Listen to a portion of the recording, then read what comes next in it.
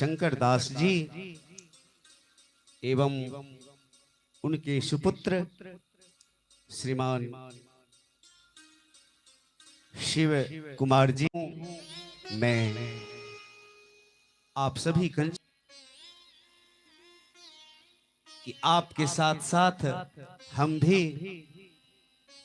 इस कथा में शामिल होकर अपने जीवन को कृतार्थ करने का सौभाग्य प्राप्त आपके माध्यम से हुआ है। हमारे आगे में संत ऋषि हैं, मैं चाहूंगा कि सामने आकर के आप बैठें तो मुझे आनंद होगा। हमारे सामने कुछ वैष्णव जन हैं, संत महात्मा हमारे सामने कुछ हैं, चाहूंगा कि आप सामने आकर स्थान ग्रहण करें।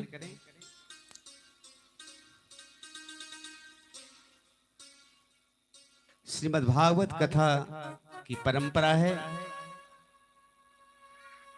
कोई भी सत्संग कथा प्रारंभ होती है तो सबसे पहले हम उनके नाम का गुणानुवाद करते हैं, उनके नाम का कीर्तन करते हैं और उस नाम के कीर्तन के बाद हम लोगों को पात्रता मिलती है उनके गुणानुवाद का। एक बार पुनः श्री शंकर दास जी को हृदय से आभार व्यक्त करते हुए, सिर्फ शंकर दास जी ही नहीं, उनके परिवार में उनके जो देव हैं, पितृ हैं, सभी का मैं आभार व्यक्त करता हूं कि आप जिस शरीर में हो, जहां भी हो, आप यहां कथा के स्थल पर, मेरा विश्वास है जहां भी होंगे वहां से ही इस कथा का श्रवण करते होंगे। बोलिए वृंदावन बिहारी लाल की, सियापति रामचंद्र की, पवन सुत हनुमान की, जगत जननी जगदम्बा की, ग्राम देवता की, ग्राम देवी की, कुल देवता की,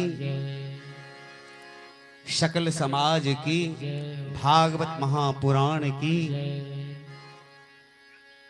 सप्तकोशी गंगा की, नमः पार्वती पतये हर हर महादेव।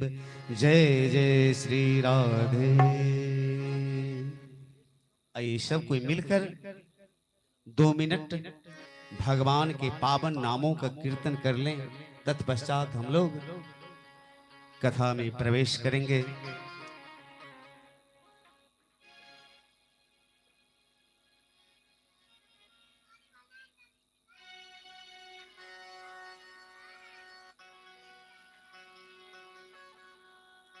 श्री कृष्ण गोविंद हरे मुरारे, हे नाथ नारायण वासुदेव। श्री कृष्ण गोविंद हरे मुरारी, हे नाथ नारायण वासुदेव। श्री कृष्ण गोविंद हरे मुरारे, हे नाथ नारायण वासुदेव। श्री कृष्ण गोविंद हरे मुरारी, हे नाथ नारायण वासुदेव। हे नाथ नारायण वासुदेव, हे नाथ नारायण वासुदेव। हे नाथ नारायण वासुदेव, हे नाथ नारायण वासुदेव। हे नाथ नारायण वासुदेव, हे नाथ नारायण वासुदेव। हे नाथ नारायण वासुदेव, हे नाथ नारायण वासुदेव। श्री कृष्ण गोविंद हरे मुरारे, हे नाथ नारायण वासुदेव। श्री कृष्ण गोविंद हरे मुरारी, हे नाथ नारायण वासुदेव।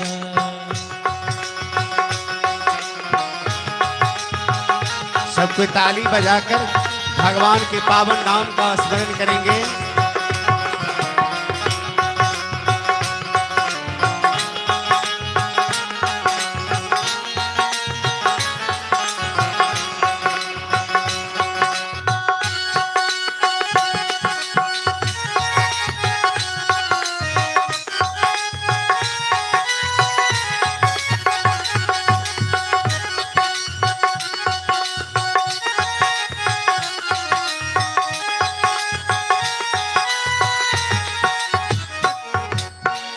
करार बिंदेन पदार बिंदं, मुखार बिंदेन विनिवेशयन्तं।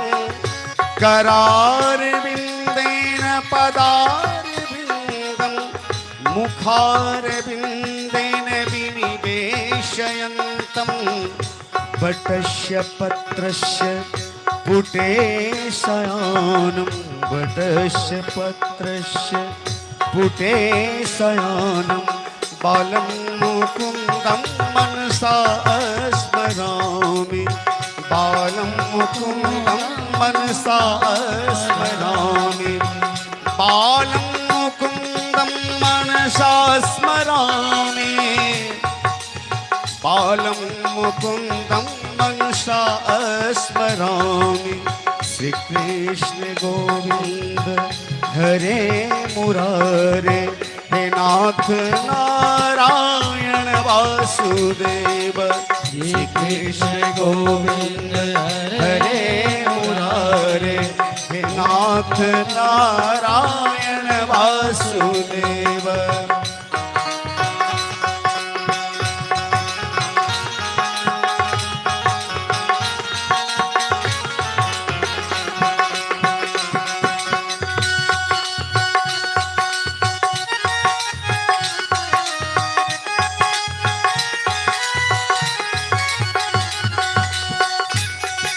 गोविंद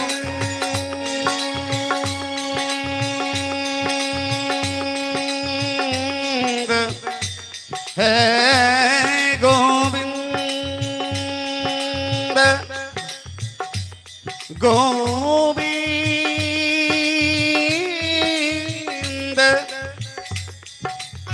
गोविंद मेरी, गोविंद मेरी ये प्रार्थना है। जब प्राण निकले तन से हमारे, गोविंद मेरी ये प्रार्थना है।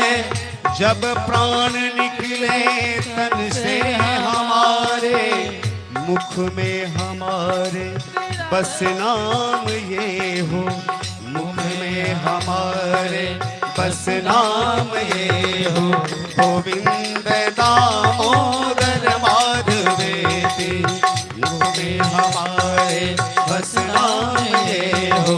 गोविंद दामोदर माधवेति, गोविंद दामोदर माधवेति, गोविंद दामोदर माधवेति, गोविंद दामोदर माधवेति, गोविंद दामोदर माधवेति। मुख में हमारे बस नाम ये हो, गोविंद दामोदर माधवेति, गोविंद दामोदर माधवेति। श्री कृष्ण गोविंद हरे मुरारे, नाथ नारायण वासुदेव। कृष्ण नाथ नारायण वासुदेव। कृष्ण हरे हरे, नारायण वासुदेव, हे नाथ नारायण वासुदेव। हे नाथ नारायण वासुदेव। बोलो वृंदावन बिहारी लाल की, बोलो बाल कृष्ण भगवान की, श्यापति रामचंद्र की, पवन सुत हनुमान की।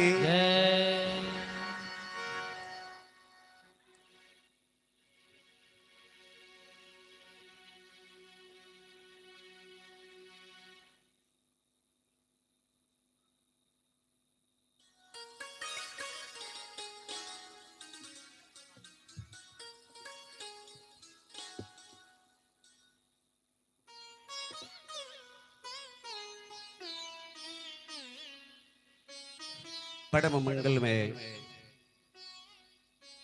परात्पर अखिलेश्वर अकारण करुणा बरनौलय भक्त वांछित कल्प तरु श्री तरिद्युत विनंदित पीतांबरधारी श्री बाल कृष्ण लाल की बांग में प्रतिमूर्ति श्रीमद् भागवत। ये श्रीमद् भागवत महापुराण हम सभी को आसानी से प्राप्त होने वाला नहीं। कारण कहते हैं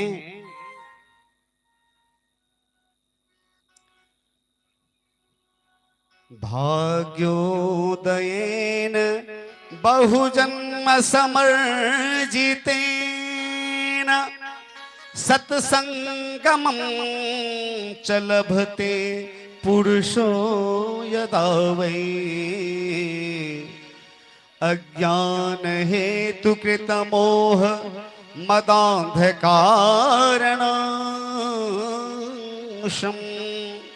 विधाय हि तदोदयते विवेकः। मात्र एक जन्म की नहीं, जन्म जन्म के पुण्य जब संचित होते हैं, एकत्रित होते हैं, जमा होता है, जब जन्म जन्म के भाग्य उदय होते हैं, हमारे पूर्व जन्म के किए हुए जो पुण्य हैं, वो पुण्य जब एकत्रित होते हैं, तब हमें श्रीमद् भागवत में रुचि हो जाती है। श्रीमद् भागवत में जाने के लिए, श्रीमद् भागवत का अनुष्ठान करने का संकल्प हृदय में आ जाता है।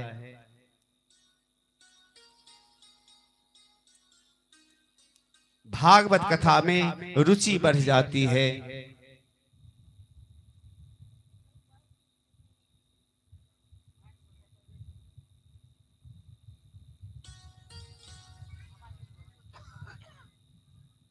ऐसा भक्तिपूर्ण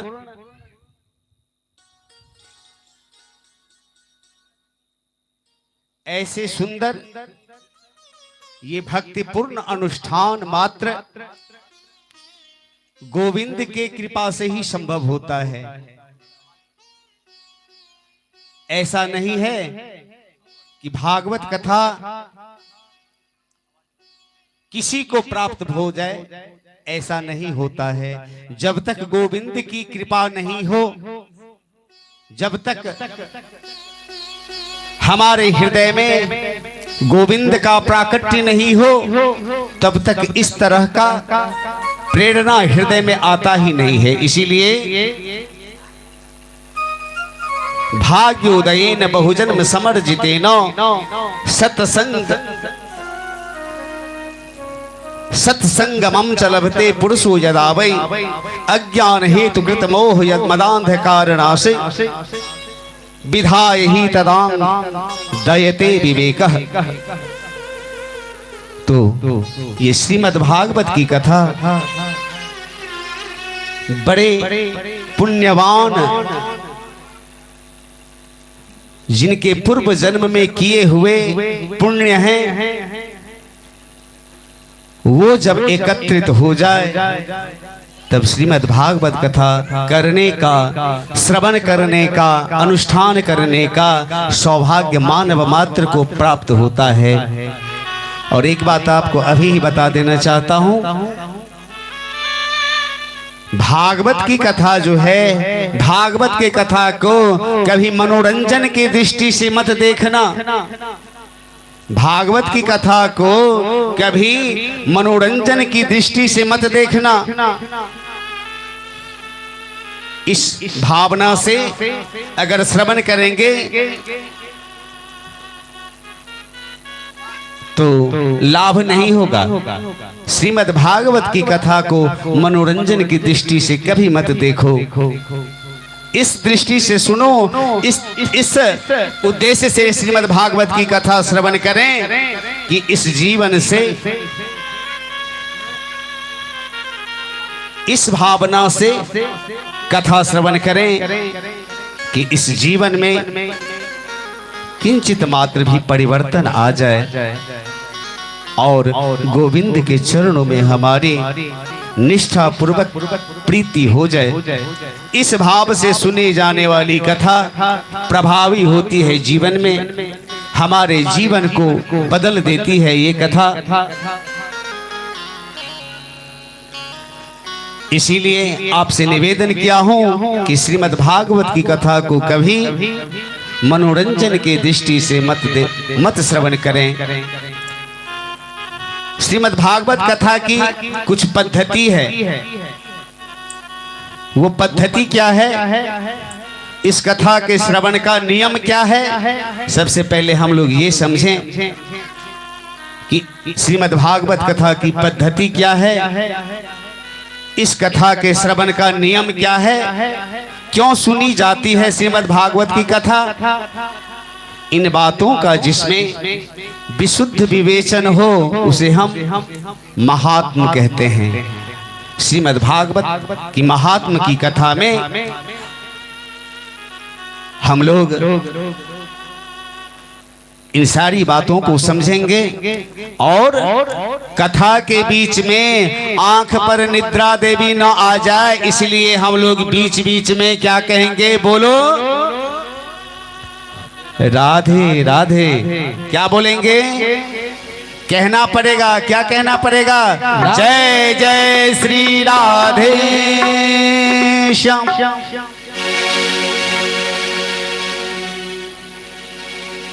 अब श्री राधे कहेंगे, उससे क्या होगा, निद्रा देवी भाग जाएगी। कोई व्यवधान न करे, इसलिए जय श्री कृष्णा अवश्य बोलें। बोलिए जय श्री कृष्णा। और एक बात आज ही बता, कल से इस पर्दे को थोड़ा हटा देंगे, हमारे सामने श्रोता नजर नहीं आ रहे हैं, इसको हटा देंगे तो कल से ठीक रहेगा आगे वाले को। तो अब हम लोग कथा में प्रवेश करते हैं। श्रीमद् भागवत कथा में, श्रीमद् भागवत की जो रचना है उसमें सबसे पहले मंगलाचरण के रूप में एक श्लोक है, उस श्लोक का हम लोग श्रवण करें।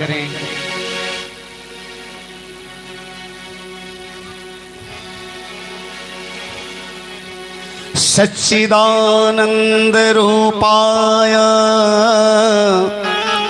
विश्वोत्पत्त्यादि हेतवे तापत्रय विनाशाय श्री कृष्णाय वयं नुमः। श्री कृष्णाय वयं नुमः।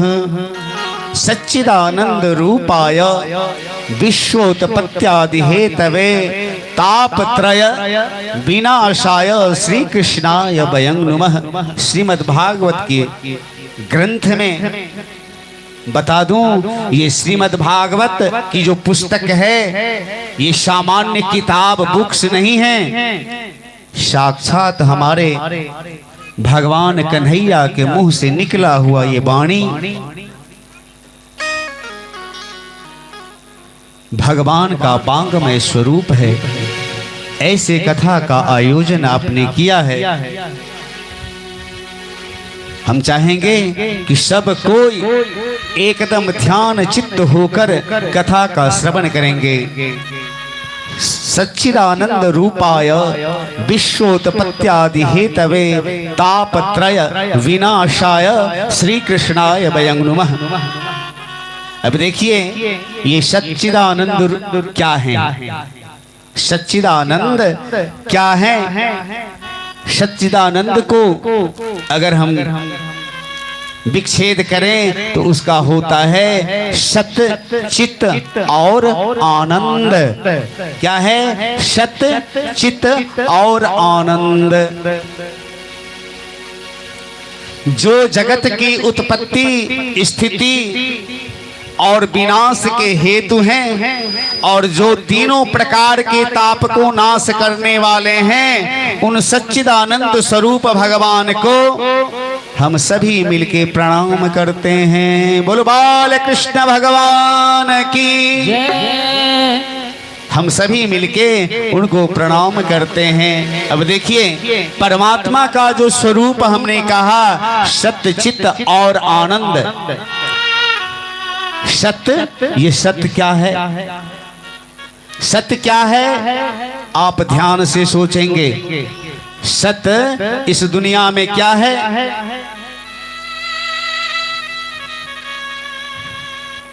जो प्रकट रूप से सर्वत्र व्याप्त हैं और अविनाशी हैं, जो पहले हम नहीं थे उस समय भी थे और हम हैं तब भी हैं और हम नहीं रहेंगे फिर भी उनका सत्ता रहता है। ठीक है?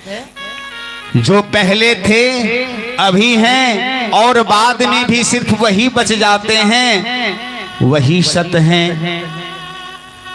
एक बात कहिए, हमारे शंकर बाबू बहुत बढ़िया मकान बनाए हैं, बहुत बड़े बड़े बिल्डिंग हैं शहर में। बड़े बड़े शहरों में 25-30 महलों का मकान होता है, आसमान छूते रहते हैं। क्या वो मकान रह जाएगा सब दिन? एकदम नहीं रहेगा। हम लोग भक्ष अभक्ष भोजन करके अपने शरीर को रिष्ट पुष्ट करने के लिए, अपने जिह्वा को स्वाद बढ़ाने के लिए दूसरे जीव को, मैंने कल देखा था बाजार में भी, हमारे यहाँ भी है, तो दूसरे जीवों का हत्या करके हमारा शरीर जैसे रिष्ट पुष्ट होगा ऐसा ऐसा भोजन करते हैं। भोज्य पदार्थ के लिए एक से एक सात्विक आहार उपलब्ध हैं जिन्हें हम ग्रहण नहीं कर पाते, और अभक्ष वस्तुएं जो भी हैं हम उनका ग्रहण कर अपने जीवन को नरक बनाते जा रहे हैं। तो ये शरीर जो है सब दिन रहेगा, ये शरीर भी सब दिन नहीं रहेगा, ये मकान नहीं रहेगा, जो भी धन संपदा हमने अर्जित किया है वो भी नहीं रहेगा। तो सत्य क्या है? सत्य तो वही है जो पहले थे अभी हैं और कल भी रहेंगे। गोस्वामी तुलसीदास जी कहते हैं रामचरितमानस में,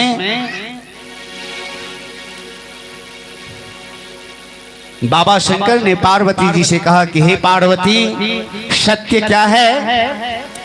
उमा कहो निज अनुभव अपना, उमा कहो निज अनुभव अपना, उमा कहो निज अनुभव अपना, उमा कहो निज अनुभव अपना, उमा कहो निज अनुभव अपना, सतहरि भजन जगत सब सपना।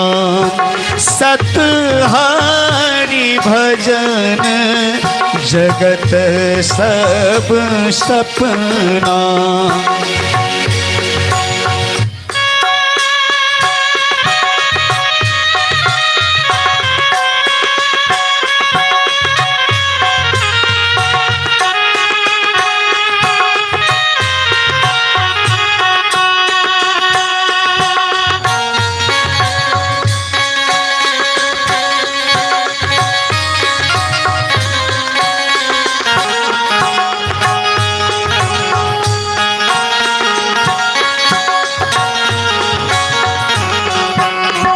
बोलो वृंदावन बिहारी लाल की जय। उमा कहूँ निज अनुभव अपना।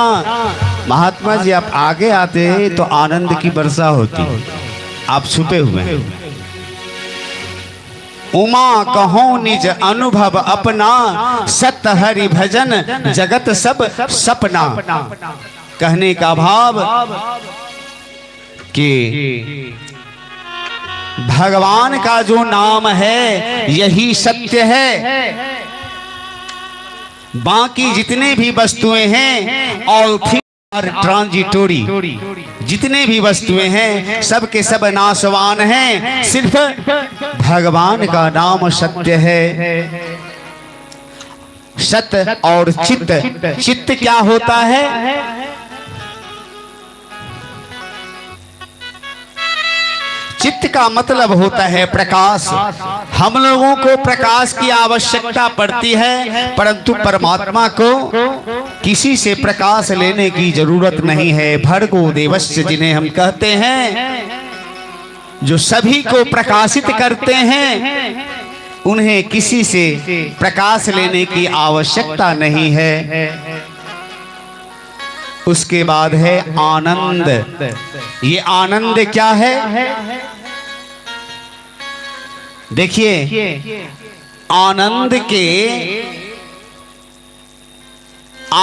क्या है? आनंद के लिए हम लोग क्या करते हैं? अपने बिस्तर को डनलप का गद्दा लगाते हैं। क्या डनलप के गद्दे पर आनंद है? कथमपि नहीं।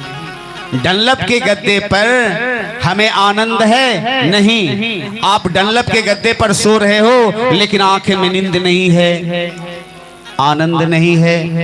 नींद की गोली खानी पड़ती है।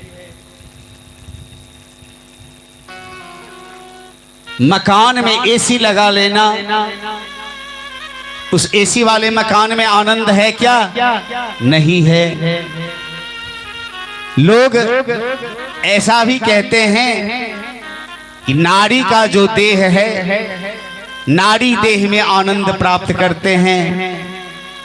क्या ये आनंद है?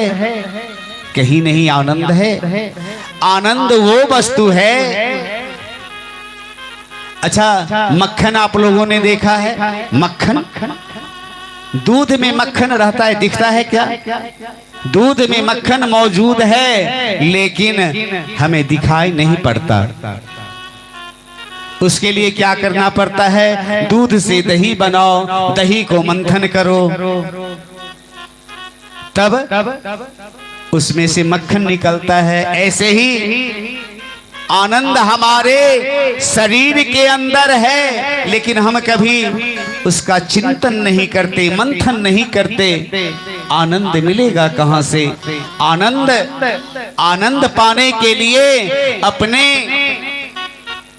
आप को आत्मचिंतन, आत्ममंथन करना चाहिए, तब हमें आनंद की प्राप्ति होगी। अच्छा, आनंद देखिए, ऐसा शब्द है आनंद कि दुनिया में जितने शब्द हैं सबका उल्टा शब्द होता है, विपरीतार्थक शब्द होता है, लेकिन आनंद का कोई उल्टा शब्द आपको नहीं मिलेगा, विपरीतार्थक शब्द नहीं मिलेगा।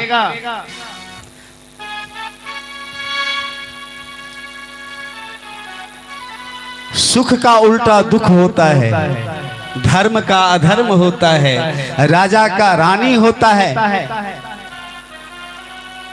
एक बात बताइए, आनंद का कोई उल्टा अर्थ हो? कोई नहीं है। इसीलिए शास्त्र कहते हैं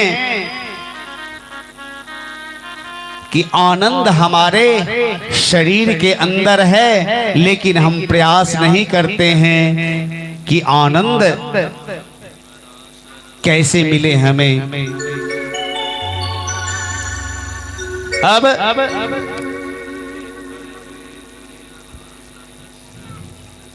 जिनके कृपा से सारा संसार चलता है, तापत्रय विनाशाय, तापत्रय सच्चिदानंद रूपाय, सतचित और आनंद आप समझ गए। अब तापत्रय विनाशाय, ये तापत्रय क्या है? जिनकी कृपा से सारा संसार चलता है और तापत्रय विनाशाय, तीनों प्रकार के ताप को नष्ट करने की जिनमें सामर्थ्य है, वो तीनों ताप है क्या?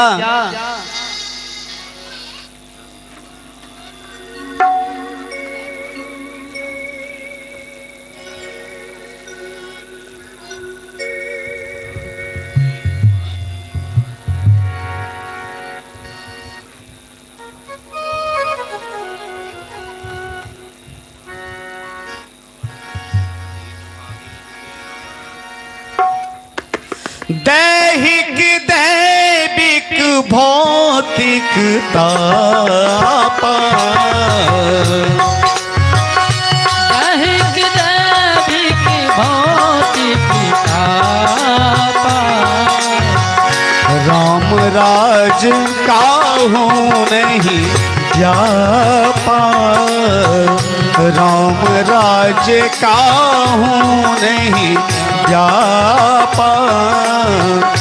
दैहिक दैविक भौतिक तापा, राम राज काहू नहीं जापा। दैहिक दैविक भौतिक तापा, राम राज का तीन प्रकार के ताप हैं। कौन कौन से ताप हैं? कोई तन दुखी, कोई मन दुखी, कोई धन बिनु रहत उदास, थोड़े थोड़े सब दुखी, सुखी राम के दास। कोई धन से दुखी है, कोई तन से दुखी है, कोई मन से दुखी है। संसार में ऐसा कोई भी प्राणी नहीं जो आपको बता दे हम सुखी हैं। संसार में कोई भी ऐसा प्राणी नहीं जो हमें कह दे मैं सुखी हूं।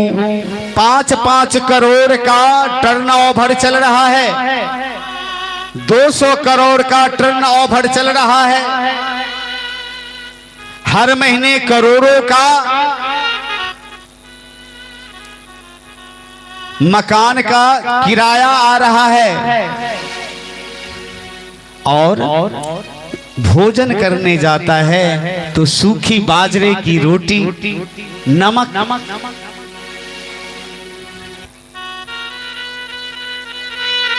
ये सुखी है क्या?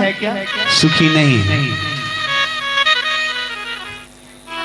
अब किसी को मानसिक तनाव है, अनंत संपत्ति है, बड़ी बड़ी इंडस्ट्रियां हैं, पिता चाहते हैं कि हम अपने बेटा का विवाह सुयोग्य कन्या से करेंगे,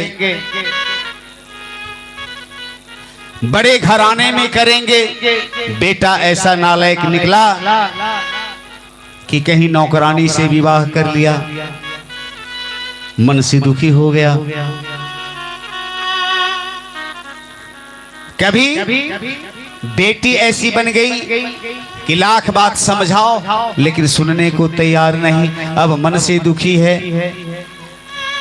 कोई तन दुखी, कोई मन दुखी, और कोई धन बिन रहत उदास। मजदूरी करता है, 500 रुपये मजदूरी मिल रहे हैं, लेकिन दिन भर के मेहनत करके 500 रुपया लाता है, घर में पत्नी को खिलाएगा, बच्चे को खिलाएगा, बच्चों को पढ़ाई कराएगा, संभव है? तो कोई तन दुखी, कोई मन दुखी, कोई धन बिन रहत उदास, लेकिन सुखी कौन है? सुखी कौन है? जो भगवान के शरणागति में है वही सुखी है, उसी को आनंद है।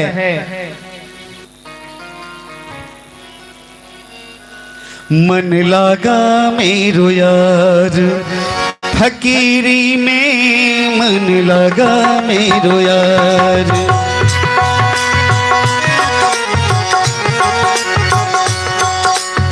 फकीरी में मन लगा मेरो यार। जो सुख पाओ राम भजन में, जो सुख पाओ राम भजन में, वो सुख नहीं अमीरी में। मन लगा मेरो यार फकीरी में, मन लगा मेरो यार।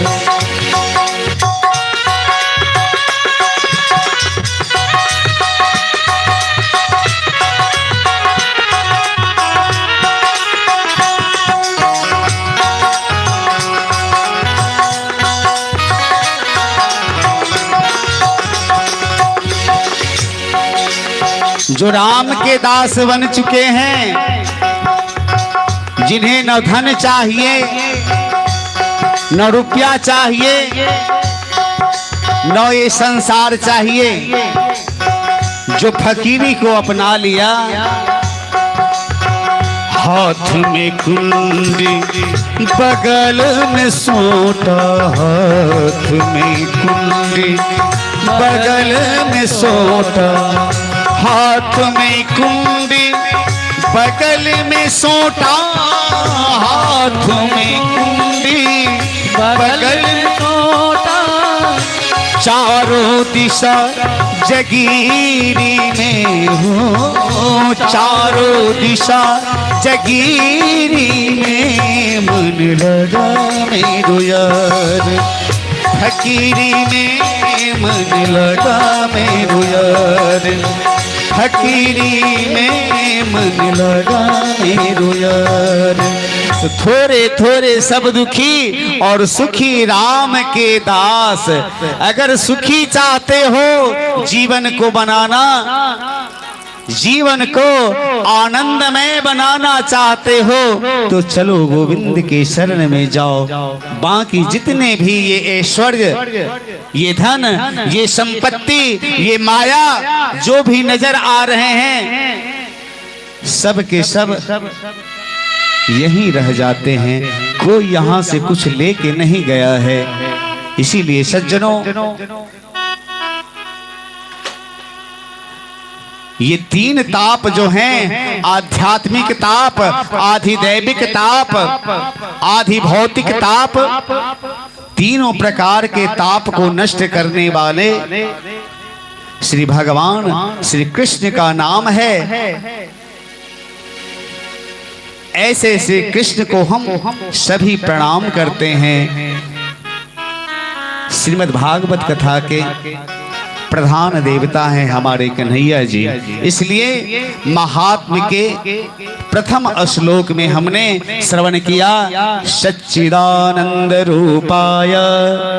कहिए आप लोग भी, मैं 7 दिन आपको ये कथा निवेदन कराऊंगा। हमारे गुरुजी जहां जहां कथा में जाते हैं, परम पूज्य हमारे मिथिला के सिरमौर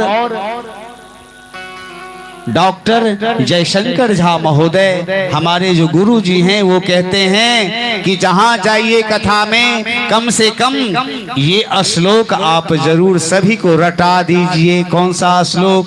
यही श्लोक। आपने आजकल लोगों की जिंदगी बहुत व्यस्ततम जिंदगी है। इस जिंदगी में पूजा पाठ के लिए लोग समय नहीं निकाल पाते हैं, तो उन लोगों से आग्रह, इस श्लोक को आप याद कर लें। अगर पूरा नहीं याद हो, आधा भी याद कर लें, एक अक्षर भी याद कर लें, कन्हैया आपके ऊपर जरूर कृपा करेंगे। क्या कहना है? सच्चिदानंद रूपाय, सब आदमी कहेंगे, विश्वोत्पत्त्यादि हेतवे तापत्रय विनाशाय श्री कृष्णाय वयं नमः। अगर अभी नहीं समझ में आया तो आकर के लिखा लीजिएगा आप और याद कर लेना है। आइए अब हम आगे बढ़ें, इससे पहले एक छोटा सा भजन श्रवण कर लें।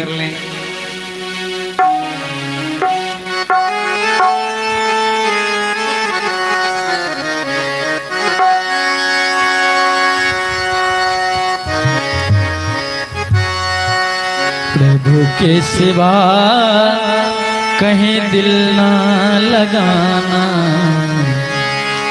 प्रभु के सिवा कहीं दिल ना लगाना। नहीं तो पड़ेगा तुझे, नहीं तो पड़ेगा तुझे आंसू बहाना। प्रभु के सिवा कहीं दिल ना लगाना, प्रभु के सिवा कहीं दिल ना लगाना।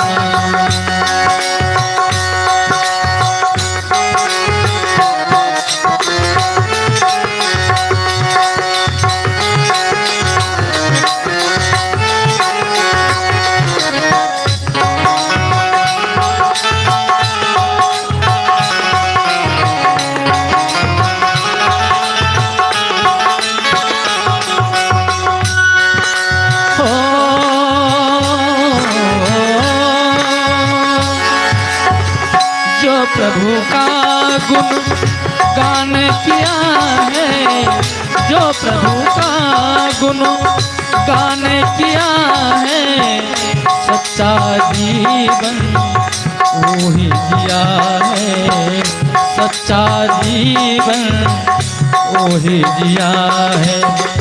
सुमिरन के बल पे तुझे, सुमिरन के बल पे तुझे मुक्ति है पाना। प्रभु के सिवा कहीं दिल ना लगाना, प्रभु के सिवा कहीं दिल ना लगाना।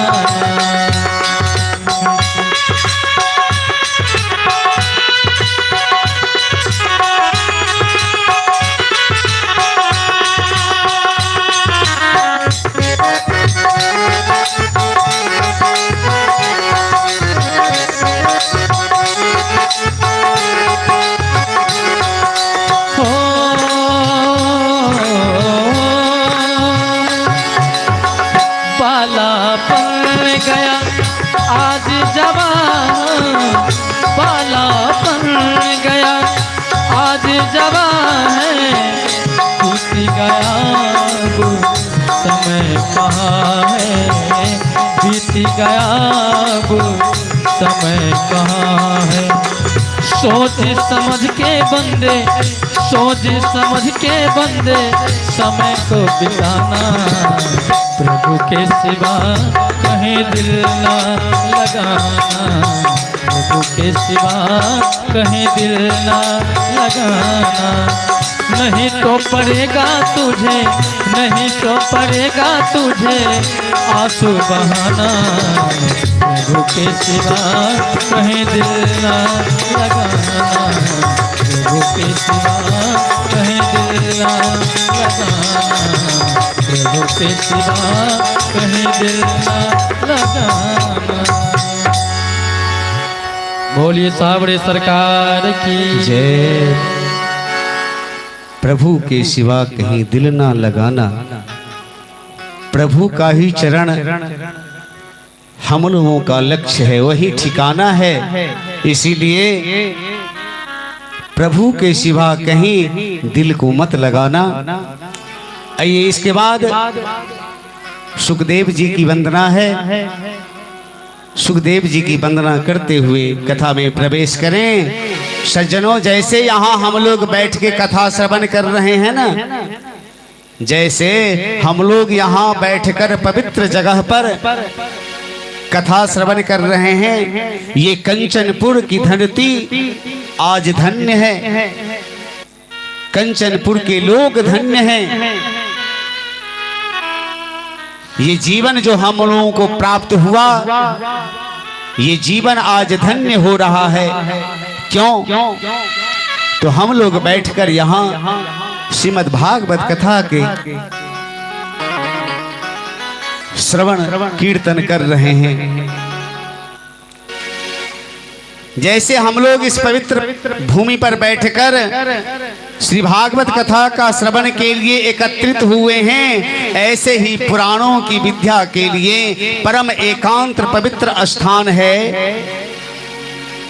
हमारे भारतवर्ष में। हम लोग दिल्ली जाते हैं दरभंगा से, उसी रूट में एक सीतापुर स्टेशन है उत्तर प्रदेश में, और उस आसपास में एक स्थान है नैमिषारण्य, अभी भी है। उसी नैमिषारण्य में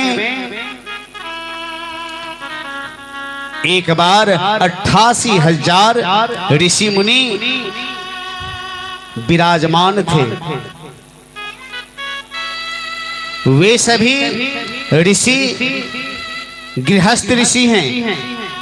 सबके सब ऋषि जो हैं गृहस्थ ऋषि हैं, और उनकी जो आयु है, इतनी लंबी आयु है उन लोगों की, उन ऋषियों की, कि एक ऋषि ऐसे हैं कि चारों चतुर्युगी कई बार उन्होंने देख लिया है। कई ऋषि ऐसे हैं जिनके समक्ष कई इंद्र बदल चुके हैं, कई ब्रह्मा बदल चुके हैं। ऐसे ऐसे उम्र वाले गृहस्थ ऋषि वहां उस नैमिषारण्य में उपस्थित हैं। और उसी समय वहां सूत जी का आगमन होता है। सूत जी व्यास जी के परम शिष्य हैं। व्यास जी के बारे में आप कथा में आगे श्रवण करेंगे।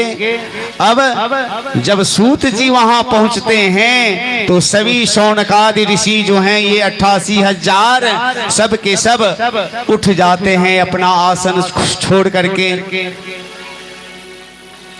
जैसे ही सूत जी वहां आए,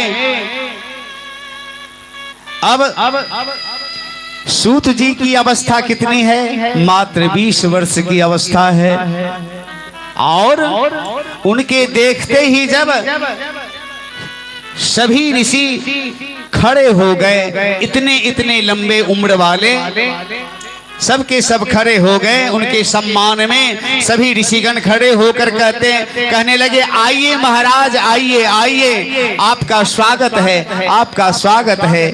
हे सूत जी महाराज, बड़ी कृपा किए, आप हम लोगों के बीच दर्शन देने के लिए यहाँ तक पधार गए। आप विराजिए, आसन ग्रहण करिए।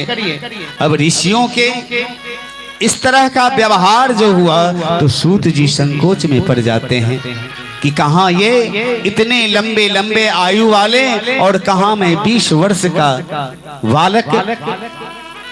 सूत जी संकोच में पड़ गए और ऋषियों से कहने लगे, महाराज आप लोग मेरा सम्मान क्यों कर रहे हैं? आप लोग सब खड़े क्यों हो गए? मैं तो आपके सामने बच्चा हूं, बालक हूं। तब ऋषियों ने कहा कि हे सूत जी, उम्र से आप जरूर बच्चे हैं, लेकिन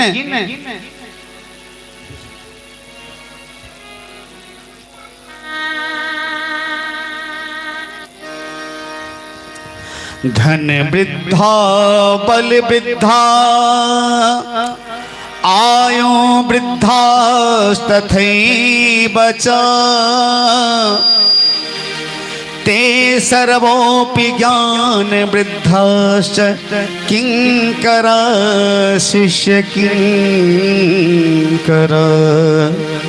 कहते हैं कि कोई बल में बड़ा होता है, कोई आयु में बड़ा होता है, कोई कदाचित धन में भी बड़ा होता है, लेकिन हे सूत जी, जो ज्ञान में बड़ा हो तो वो सबसे बड़े होते हैं, सबसे बड़े माने जाते हैं। इसलिए हे सूत जी, आप देखने में तो बहुत छोटे लगते हैं, लेकिन अज्ञान रूपी अंधकार को मिटाने में आप करोड़ों सूर्य के समान हैं। बोले सूत जी महाराज की जय। शौनकाद जी महाराज की। इसीलिए हे सूत जी, आप हमें कोई ऐसी कथा सुनाएं जिससे संसार के लोगों के कष्ट की निवृत्ति हो जाए और गोविंद की प्राप्ति हो। कृष्ण प्राप्ति करं शाश्वत साधनं तद्वदाधुना। महात्मा संत, देखिए ध्यान रखिएगा, शंकर बाबू आप उस आसन में मत बैठें, आसन को सही करिए। ये इसका नाम दरिद्रासन होता है, और उस आसन पर अगर देवराज इंद्र भी कथा श्रवण करेंगे तो वो भी गरीब हो जाएंगे। इसलिए दरिद्रासन में कथा पूजा नहीं करनी चाहिए। माता जी आप भी ठीक से बैठ जाएं। तो कहते हैं कि संत और महात्मा के पास अगर जाएं, संत और महात्मा के पास अगर जाएं तो वहां जाकर के सांसारिक बात कभी नहीं करो। संत के पास जाओ तो संत के पास अगर जाएं तो वहां जाकर के कभी ये मत कहिए कि मेरा बिजनेस कैसे आगे बढ़ेगा, मेरा बेटा कैसे बड़ा पदाधिकारी बन जाएगा, हमें 10 महला से 20 महला कब हो जाएगा। ऐसा कभी मत करना, क्योंकि संत जो होते हैं वो सबके उपकारी होते हैं। हमारे जीवन की दिशा को, दशा को बदलने वाले संत होते हैं। इसलिए संत के पास अगर जाएं तो सांसारिक बातें ना करें। संत के पास जाएं तो उनसे आग्रह करें, उनसे पूछें कि हे महात्मा, हे संत जी, हमें गोविंद का दर्शन कैसे होगा, हमें परमात्मा कैसे मिलेंगे। अच्छा, हमारे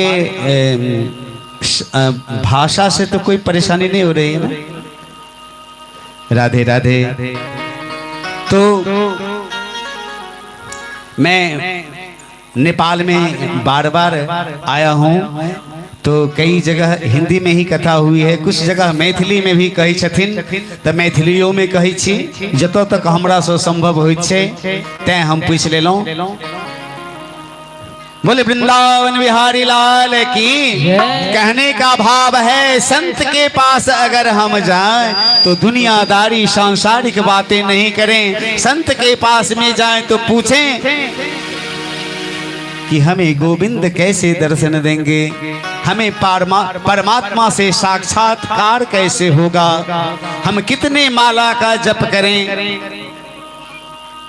याद रखेंगे, कभी भी अपने जीवन में याद रखेंगे कि संत का एक क्षण, संत का एक क्षण और अन्न का एक कण, अन्न जो ग्रहण करते हैं, भोजन जो ग्रहण करते हैं, वो अन्न का एक कण और संत का एक क्षण व्यर्थ मत जाने दें। संत आए हैं तो उनसे आग्रह करें कि गोविंद कैसे मिलेंगे।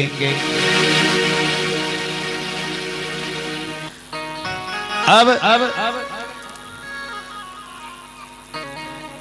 शौनकादि ऋषि ने श्री सूत जी से प्रश्न किया कि हे महाराज, आप तो परम विद्वान, परम संत, ज्ञानी पुरुष हैं, आप परम पूज्य व्यास जी के शिष्य हैं। हे महाराज,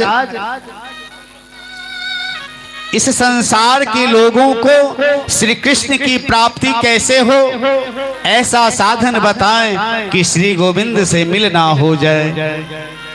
ये प्रश्न सुनकर सूत जी बहुत प्रसन्न होते हैं, बहुत प्रसन्न होते हैं, गदगद हो जाते हैं। और सूत जी ने ऋषियों से कहा कि हे ऋषियों, हम लोग जन्म लेते हैं, बड़े होते हैं, लंबे होते हैं और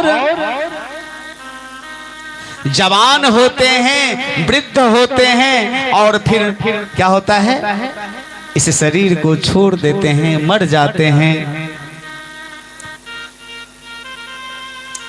अपने इस जीवन के पहलुओं को कभी विचार नहीं किया और प्रयास भी नहीं किया, अर्थात अपने जीवन को व्यर्थ गमा देते हैं।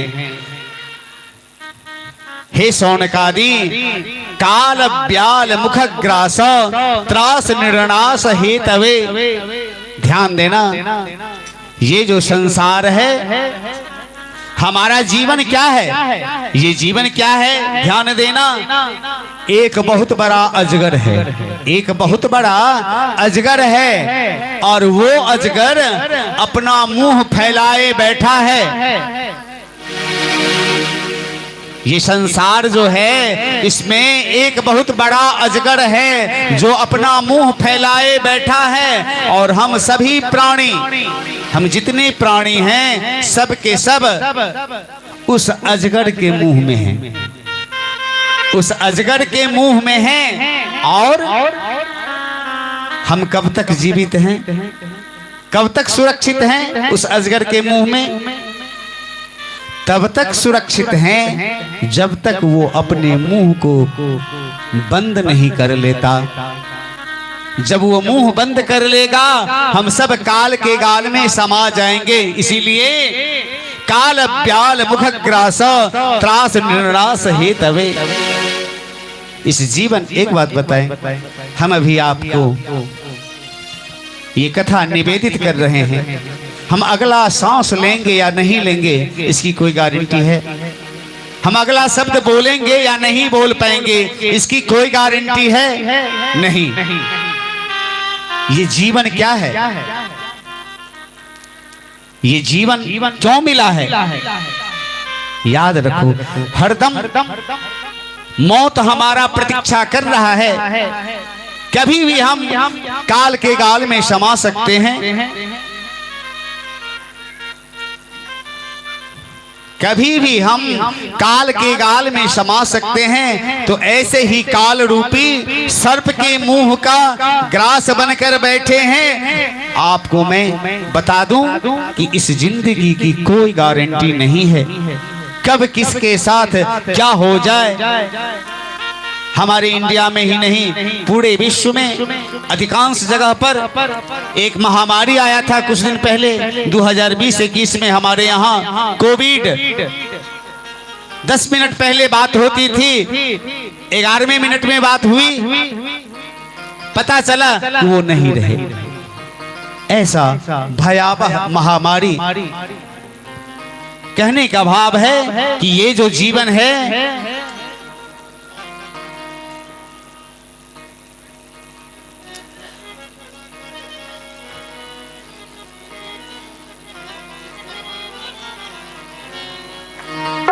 जिंदगी एक किराए का घर है, जिंदगी एक किराए का घर है। कहियो ने कहियो कखनो ने कखनो लाख प्रयास करबे ऐमे से निकलो पड़ते। ये शरीर जो है ना, body is the temple of God. शरीर है ईश्वरस्य मंदिरम। ये जो शरीर है ईश्वर का मंदिर है। और जब इसमें से हमारे परमात्मा चले जाते हैं तो हम लोग क्या कहते हैं, ये शरीर अब लाश बन गया, जल्दी हटाओ यहाँ से, जल्दी भगाओ। तो ये शरीर जिस पर हम अभिमान करते हैं ये मेरा नहीं है, ये परमात्मा का है। जिंदगी एक किराए का घर है, एक न एक दिन बदलना पड़ेगा। कब? मौत जब तुमको आवाज देगी, घर से बाहर निकलना पड़ेगा। मौत जब तुमको आवाज देगी, घर से बाहर निकलना पड़ेगा।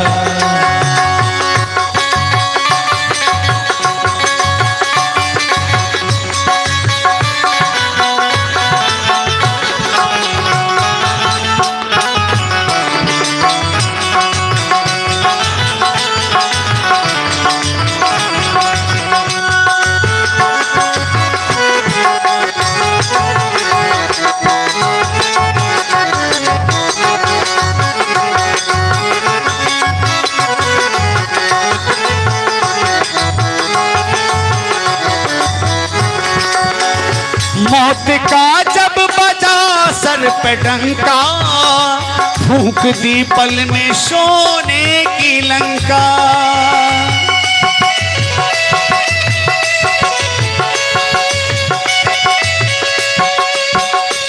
मौत का जब बजा सर पे डंका, फूंक दी पल में सोने की लंका। कर गई होश रावण की फंका, कर गई होश रावण की फंका। जब रावण नहीं रहा तो हम किस गली में हैं। कर गई होश रावण की फंका, ऐसे हमको भी चलना पड़ेगा। कर गई होश रावण की फंका, ऐसे तुमको भी चलना पड़ेगा।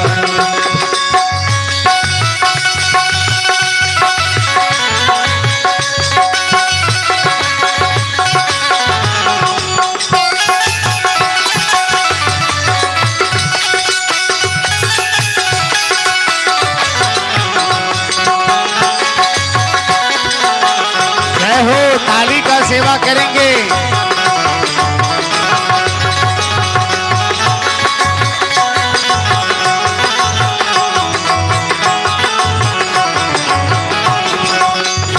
रात के बाद होगा सवेरा, सुख के बाद दुख और दुख के बाद सुख, ये नियम है।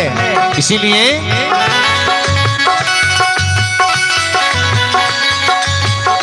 रात के बाद होगा सवेरा, देखना हो अगर दिन सुनहरा।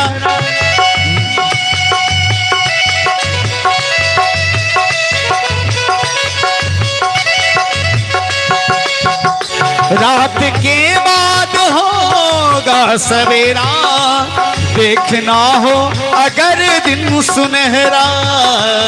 तो पैर फूलों पे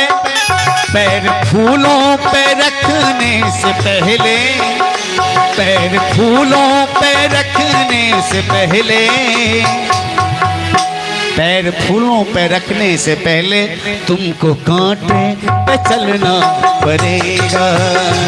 पैर फूलों पे रखने से पहले पैर कांटों पे रखना पड़ेगा। जिंदगी एक किराए का घर है, एक दिन बदलना पड़ेगा, एक न एक दिन बदलना पड़ेगा, एक न एक दिन बदलना पड़ेगा।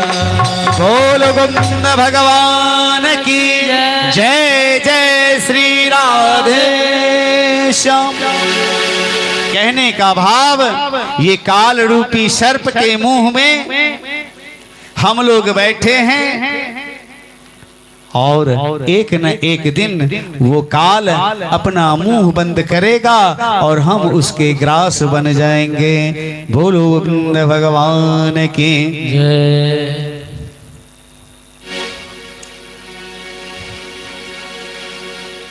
अब नौ ही कश्चित क्षणापि जातु तिष्ठेत कर्म कृत कर्यते वशः कर्म गुणे स्वाभाविकैर्बलात्। ये मानव की सबसे बड़ी भूल है, भ्रांति है कि वो चिंता ज्यादा करता है और चिंतन नहीं करता। जीवन में चिंता को मिटाओ और चिंतन को बढ़ाओ, यही मुक्ति का साधन है। हम लोग नाना प्रकार के जोनियों में भटकते भटकते भटकते इस मानव के जोनी में आए हैं और ये जो मानव का जीवन मिला है यही है साधन, साधन धाम मोक्ष करि द्वारा। इसमें अगर हम अपने जीवन को सुधार लें तो बात बन जाएगी। ये मानव का तन हमें मिला है अपने जीवन को सुधारने के लिए। अब ये चिंतन कैसे बढ़े और चिंता कैसे मिटे? चिंता करने से मानव का शरीर क्षीण हो जाता है, रोगी बन जाता है। इसीलिए चिंता मत करें, चिंतन करें, गोविंद का चिंतन करें। अब कैसे करें चिंतन और चिंता से मुक्ति कैसे मिले, यही सिखाता है हमें श्रीमद् भागवत की कथा। बोलो भागवत भगवान की जय। ये भागवत महान ग्रंथ है। इस ग्रंथ में श्रीमद लगा हुआ है। आप देखेंगे बहुत सारे पुराण हैं, सभी पुराणों में श्रीमद नहीं लगा है। ध्यान दीजिएगा, श्रीमद् भागवत महापुराण, श्रीमद् भगवत गीता, श्रीमद् देवी भागवत और कई पुराण हैं। विष्णु पुराण है, उसमें श्रीमद् नहीं है। शिव पुराण है, गरुड़ पुराण है, 18 पुराण है ना, उसमें सब में ये श्रीमद् नहीं लगा हुआ है। इसीलिए सूत जी कहते हैं कि भागवत की कथा श्रवण का अधिकार जो है कभी कभी देवताओं को भी नहीं मिल पाता है। कथा आती है कि एक बार महाराजा परीक्षित को सुखदेव जी कथा श्रवण करा रहे थे, लेकिन स्वर्ग से देवता लोग आ गए अमृत का घड़ा लेकर के। आप बाद में कथा श्रवण करेंगे कि महाराज परीक्षित को सर्पदंश हुआ और उसके बाद सुखदेव जी महाराज परीक्षित जी को श्रीमद् भागवत की कथा श्रवण करा रहे हैं। ऊपर से देवता लोग आते हैं अमृत का घड़ा लेकर के और कहते हैं कि हे सुखदेव महाराज, आप ये अमृत का घड़ा लीजिए, सुखदेव जी को अमृत पिला दीजिए, वो जीवित हो जाएंगे और ये जो भागवत कथा है ना ये हमें दे दीजिए। सुखदेव जी क्या कहते हैं?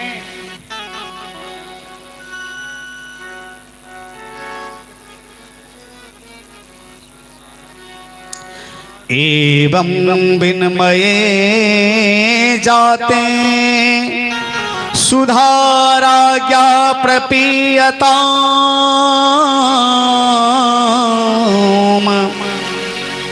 प्रपाश्यामे कथं सर्वे श्रीमद्भागवतमृतम्।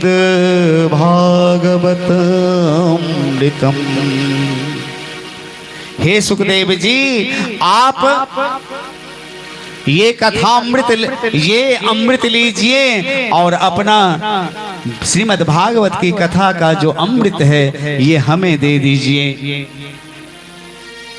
सुखदेव जी ने कहा, कहाँ ये श्रीमद् भागवत और कहाँ ये स्वर्ग का अमृत। दोनों की बराबरी एक साथ कैसे हो सकती है? स्वर्ग में जाकर वहां का अमृत का पान करने के बाद भी व्यक्ति मुक्ति नहीं पा जाता है। बता दें, स्वर्ग जो है, स्वर्ग क्या है? अच्छा, होटल होता है ना, होटल, होटल में हम लोग ठहरने का रेंट देते हैं, उसको पैसा दिए, पैसा का वो समाप्त हो जाएगा, होटल वाले रहने देंगे? नहीं रहने देते हैं। होटल वाले का रेंट खत्म, आपको होटल से बाहर कर देगा। बिल्कुल इसी तरह जब तक आपके पुण्य हैं तब तक आप स्वर्ग में रह सकते हैं। पुण्य समाप्त हुआ, आपको वहां से पुनः भगा दिया जाता है। वहां से पुनरपि जन्मम पुनरपि मरणम पुनरपि जननी जठरे शयनम। स्वर्ग से आकर फिर जन्म, फिर मरण, फिर जन्म, फिर मरण, माता के गर्भ में आना ही पड़ता है। इसीलिए स्वर्ग में जाने का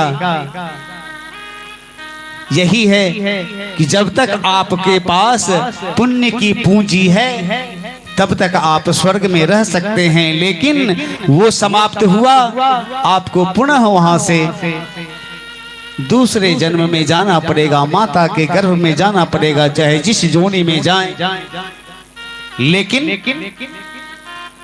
जिसने भागवत कथा का पान कर लिया उसका आवागमन का कुचक्र सदा के लिए छूट जाता है। बोलो जय जय श्री राधे। इसीलिए श्रीमद् भागवत कथा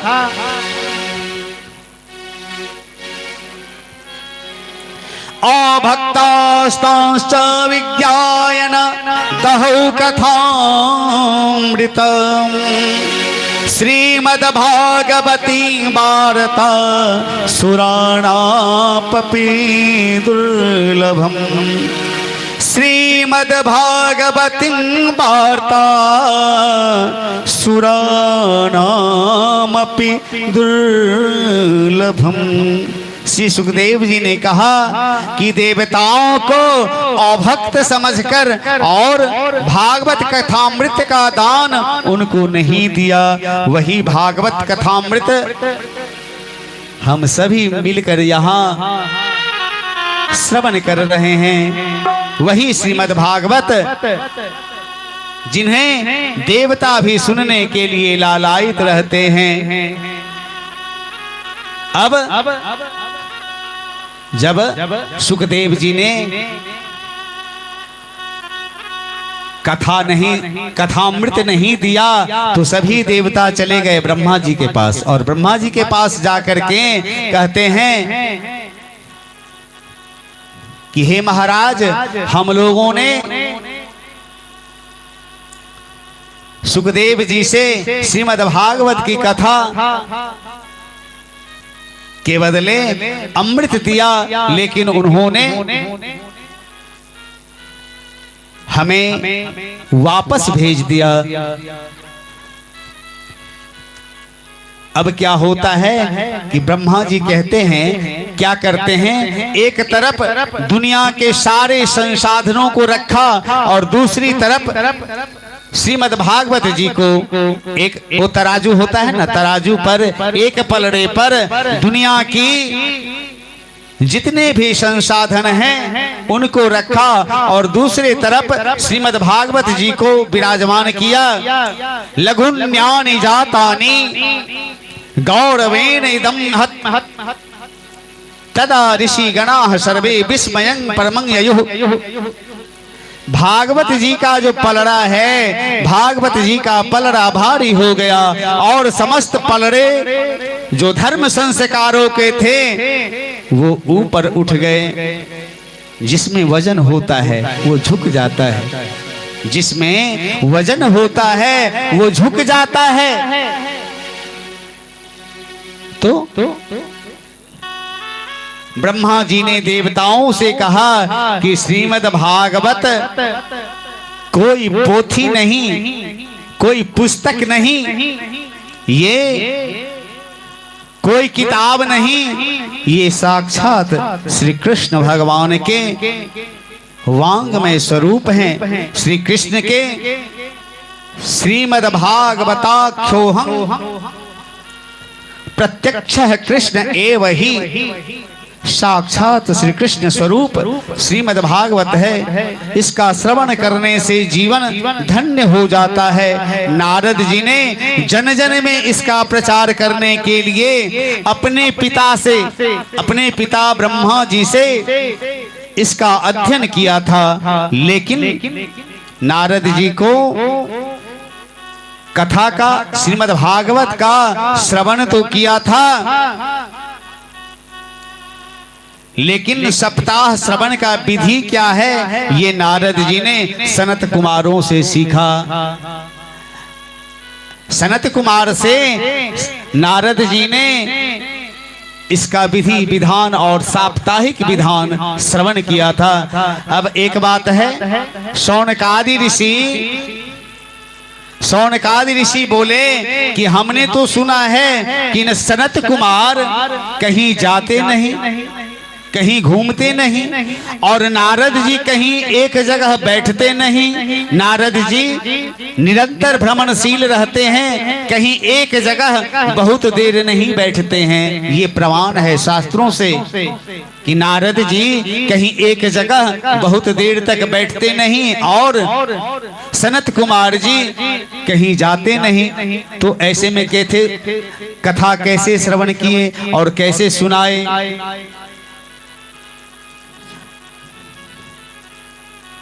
बोलो भागवत भगवान की जय। भागवत की कथा में कहते हैं कि नारद जी हमेशा भ्रमण करते रहते हैं और सनत कुमार कभी एक दूसरे जगह जाते नहीं। और भागवत की कथा में मन यदि चंचल हो, मन में कोई बातें कई प्रकार, अभी भी हम लोग वैसे बैठे हैं, सब आदमी कथा श्रवण कर रहे हैं, ऐसा भी होगा कि कुछ लोग मन में सोच रहे होंगे कि कब ये कथा कब विराम हो, हैं यहाँ बैठे हुए। कारण ये मन जो है बहुत चंचल होता है। हम यहाँ हैं, कथा श्रवण कर रहे हैं, शरीर से मन चला गया अमेरिका, मन चला गया लंदन, मन चला गया रशिया, और शरीर है यहाँ। ये मन का जो है, ये मन जो है ना बड़ा चंचल होता है। ये मन बड़ा चंचल है, चिंतन में नहीं लगता। मन को ही संभाल लेना यही सबसे बड़ा भजन होता है। ये मन बड़ा चंचल है, चिंतन में नहीं लगता, चिंतन में नहीं लगता। हे प्रभु, जितना इसे समझाए,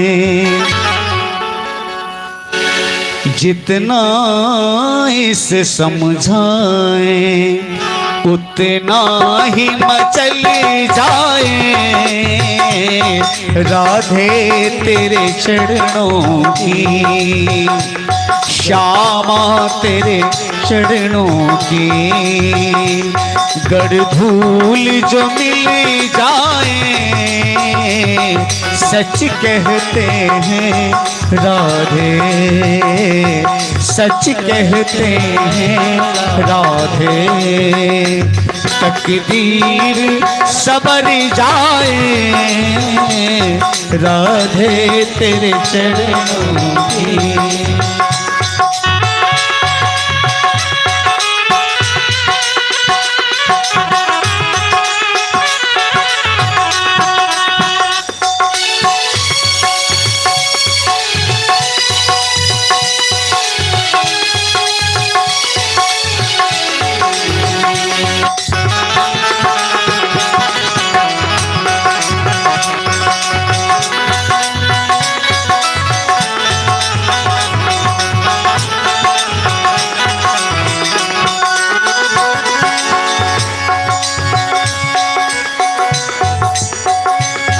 सुनते हैं तेरी कृपा दिन रात बरसती है। सुनते हैं तेरी जय हो राधे राधे राधे, सबको ताली बजा के कहेंगे जय हो। सुनते हैं तेरी कृपा राधे राधे राधे राधे राधे राधे। सुनते हैं तेरी कृपा दिन रात बरसती है, दिन रात बरसती है। हे राधे ऐसी कृपा करो एक बूंद भी मिल जाए, एक बूंद भी मिल जाए। मन की कली खिल जाए राधे तेरे चरणों की, श्यामा तेरे चरणों की। हमारो धन राधा श्री राधा श्री राधा, हमारो धन राधा श्री राधा श्री राधा। प्राण धन राधा राधा राधा राधा राधा, प्राण धन राधा राधा राधा श्री राधा। प्राण धन राधा राधा राधा राधा राधा, प्राण धन राधा राधा राधा राधा राधा। प्राण प्रिय राधा श्री राधा श्री राधा, प्राण प्रिय राधा श्री राधा श्री राधा। हमारो धन राधा श्री राधा श्री राधा, हमारो धन राधा श्री राधा श्री राधा। हमारो धन राधा श्री राधा श्री राधा, हमारो धन राधा श्री राधा श्री। जय जय श्री राधे श्याम दाय गौड़ हरि बोल। तो कहते हैं कि भागवत की कथा में बैठो तो मन चित्त और अहंकार, ये जो हमारे अंतःकरण है, मन चित्त बुद्धि अहंकार, इसको निर्मल करके बैठना चाहिए। तो मन में कई प्रकार की बातें आते रहती हैं, कथा में आनंद नहीं मिल पाएगा। ऐसे में भागवत कथा में 5 बातें जरूरी है। भागवत कथा में 5 बातें बहुत जरूरी है। कौन कौन सी? कथा के लिए स्थान, कथा का स्थान सुंदर हो, ऐसा स्थान जहां बाहर की आवाज न आवे। और दूसरी बात, भागवत का गान होना चाहिए। भागवत को सुंदर शब्दों में गाया जाए। तीसरी बात, भागवत का ज्ञान ज्ञान पूर्वक सुना जाए, ध्यान पूर्वक सुना जाए और भागवत कथा का ध्यान, इसे एकाग्रचित होकर ध्यान से कथा श्रवण करें। देखिए श्रीमद् भागवत कथा श्रवण करें, ध्यान से श्रवण करें और उसका मनन भी करें, मन में उतारें, तब सार्थक होगा श्रीमद् भागवत कथा का सुनना। पहले ही निवेदन किया हूं मैं कि इसको श्रीमद् भागवत कथा को मनोरंजन की दृष्टि से कभी मत देखना, ध्यान पूर्वक सुनना और अपने जीवन में उतारना।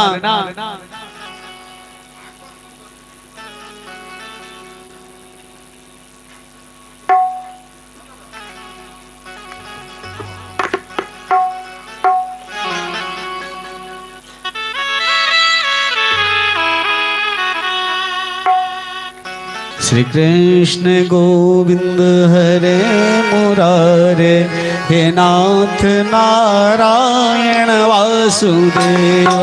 श्री कृष्ण गोविंद हरे मुरारी, हे नाथ नारायण वासुदेव। श्री कृष्ण गोविंद हरे मुरारी, हे नाथ नारायण। बोलो वृंदावन बिहारी लाल की जय। अब सनत कुमार तो ऐसे संत हैं जो कहीं जाते नहीं, और नारद जी एक जगह बैठते नहीं। फिर नारद जी 7 दिनों की कथा कैसे श्रवण किए? कथा आती है, श्री सूत जी कहते हैं कि एक बार देवर्षि नारद बड़े तीव्र गति से दौड़ते जा रहे थे और बद्री धाम में विराजमान चारों भाई नारद जी को देखे और पूछा,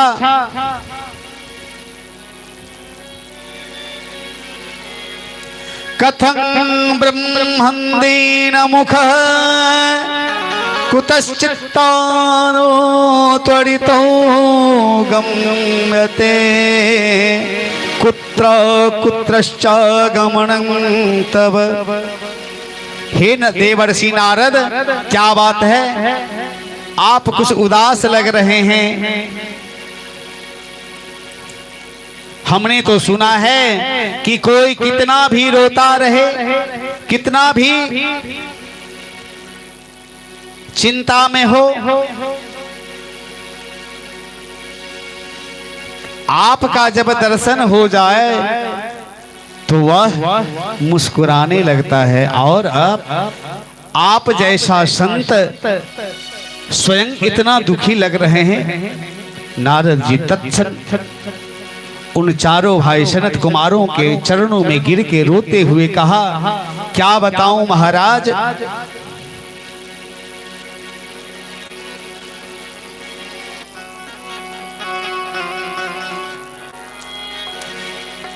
अहं तो पृथ्वी आतो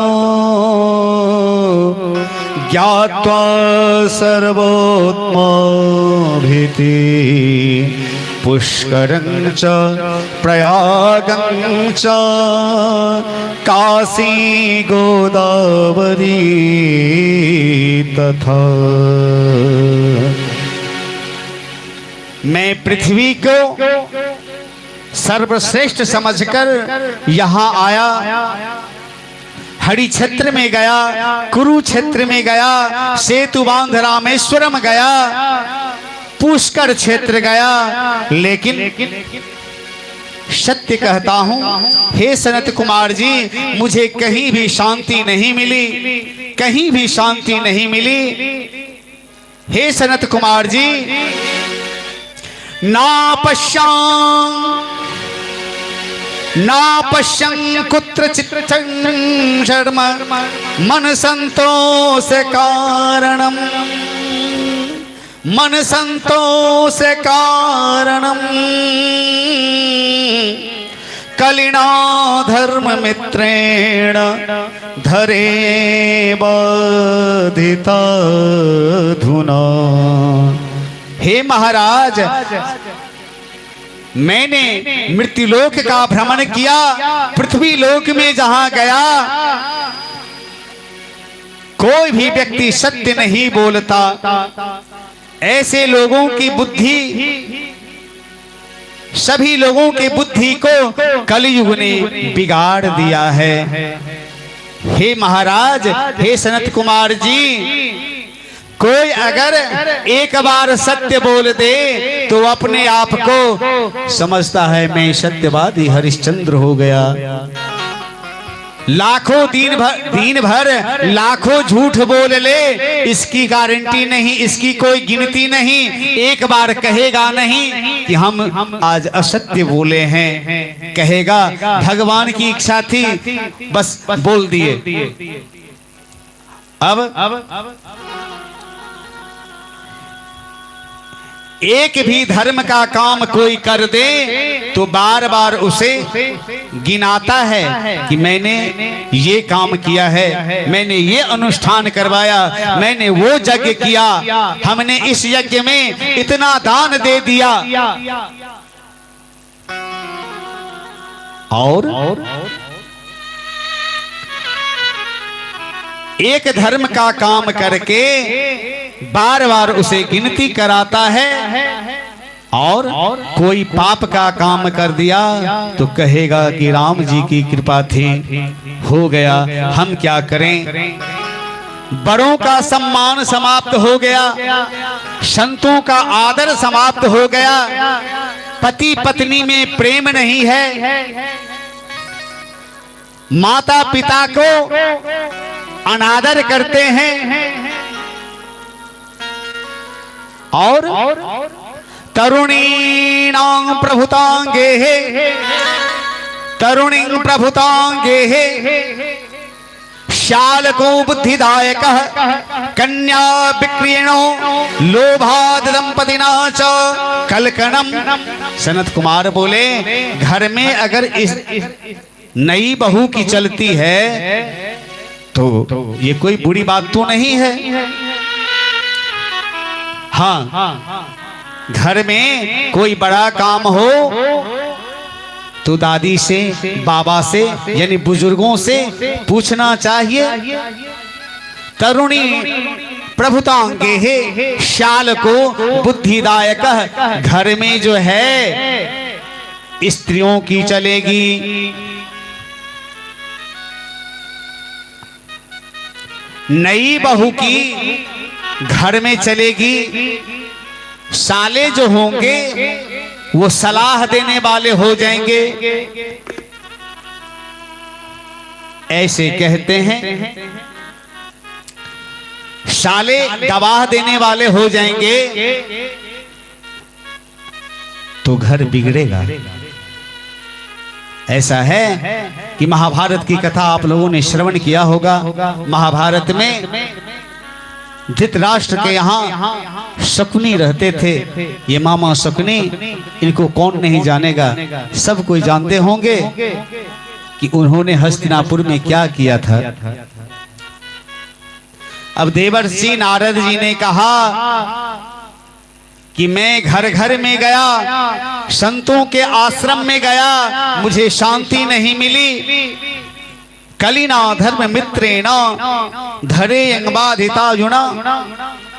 अधर्म का मित्र जो कलयुग है उसने लोगों के बुद्धि को विकृत बना दिया है। लेकिन मैं जब श्रीधाम वृंदावन में आया, जब श्रीधाम वृंदावन में आया तो वहां एक बड़ा कौतुक देखा। क्या देखा कि एक युवती बैठी थी, उनके सामने दो पुरुष, एक युवती बैठी हुई है और उसके सामने दो पुरुष मूर्छित अवस्था में पड़े हुए हैं, और वह स्त्री चारों ओर देख रही है और उस मूर्छित पुरुष को पंखा झेल रही है। परेशान परेशान नजर आ रही हैं। नारद जी कहते हैं कि जब मैं वहां से आ रहा था तो उस स्त्री ने मुझे कहा, भो भो साधो क्षणं तिष्ठ, हे साधो आप कृपा करके यहाँ कुछ देर बैठ जाएं, हमारी कुछ बात को सुने। नारद जी कहते हैं मैं उनके पास जब गया, मैं उनके पास गया तो उस माता का नाम भक्ति माता, और उनके बगल में जो दो वृद्ध पुरुष पड़े हुए थे वो एक ज्ञान थे और दूसरे थे बैराग। महाराज ये दोनों कलयुग के प्रभाव से मूर्छित थे और बूढ़े भी हो गए थे।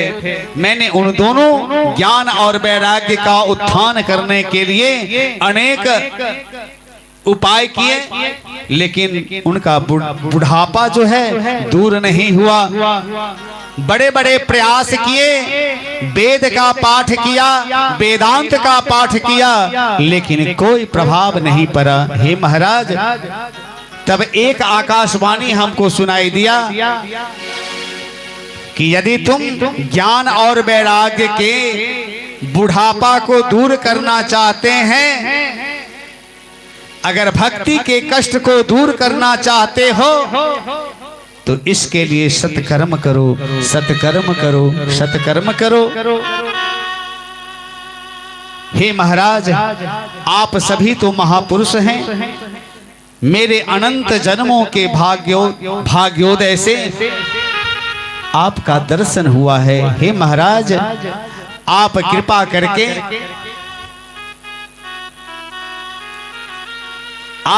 करके मुझे ये उपाय बताइए। पहली बात तो ये कि ज्ञान वैराग्य का बुढ़ापा दूर हो जाए, और दूसरी बात कि भक्ति देवी के मन में जो कष्ट है उसके कष्ट का निवृत्ति कैसे हो, और तीसरी बात आकाशवाणी ने जो कहा सत्कर्म करो, सत्कर्म करो, वो सत्कर्म क्या है। अब सनत कुमार कहने लगे,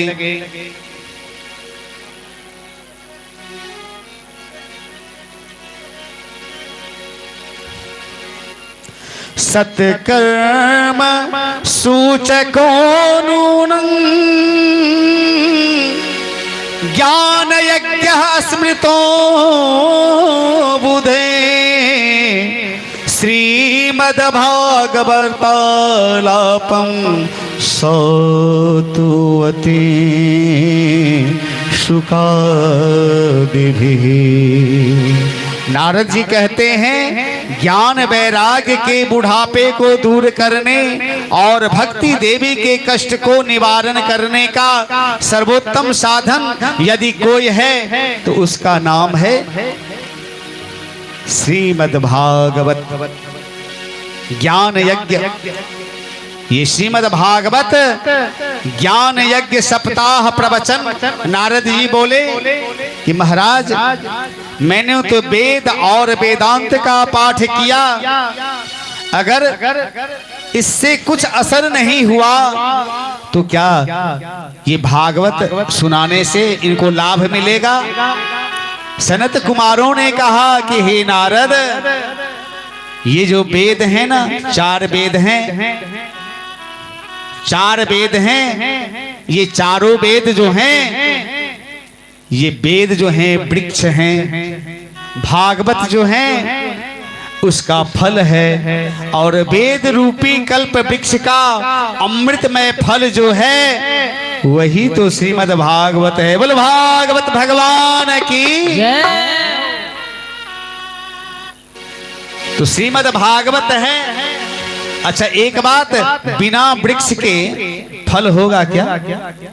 वृक्ष है तभी तो फल है, बिना वृक्ष के फल नहीं होता, और जो स्वाद फल में होता है वो वृक्ष के जड़ में नहीं होता। एक बात बताएं, हम लोग मिठाई बनाते हैं ना, मिठाई जो बनाते हैं वो मीठा कैसे बन जाता है? उसमें शक्कर डालते हैं, चीनी डालते हैं, ऐसा है, चीनी बनता है कहाँ से? गन्ने से, कुशियार से। गन्ने से चीनी बनता है।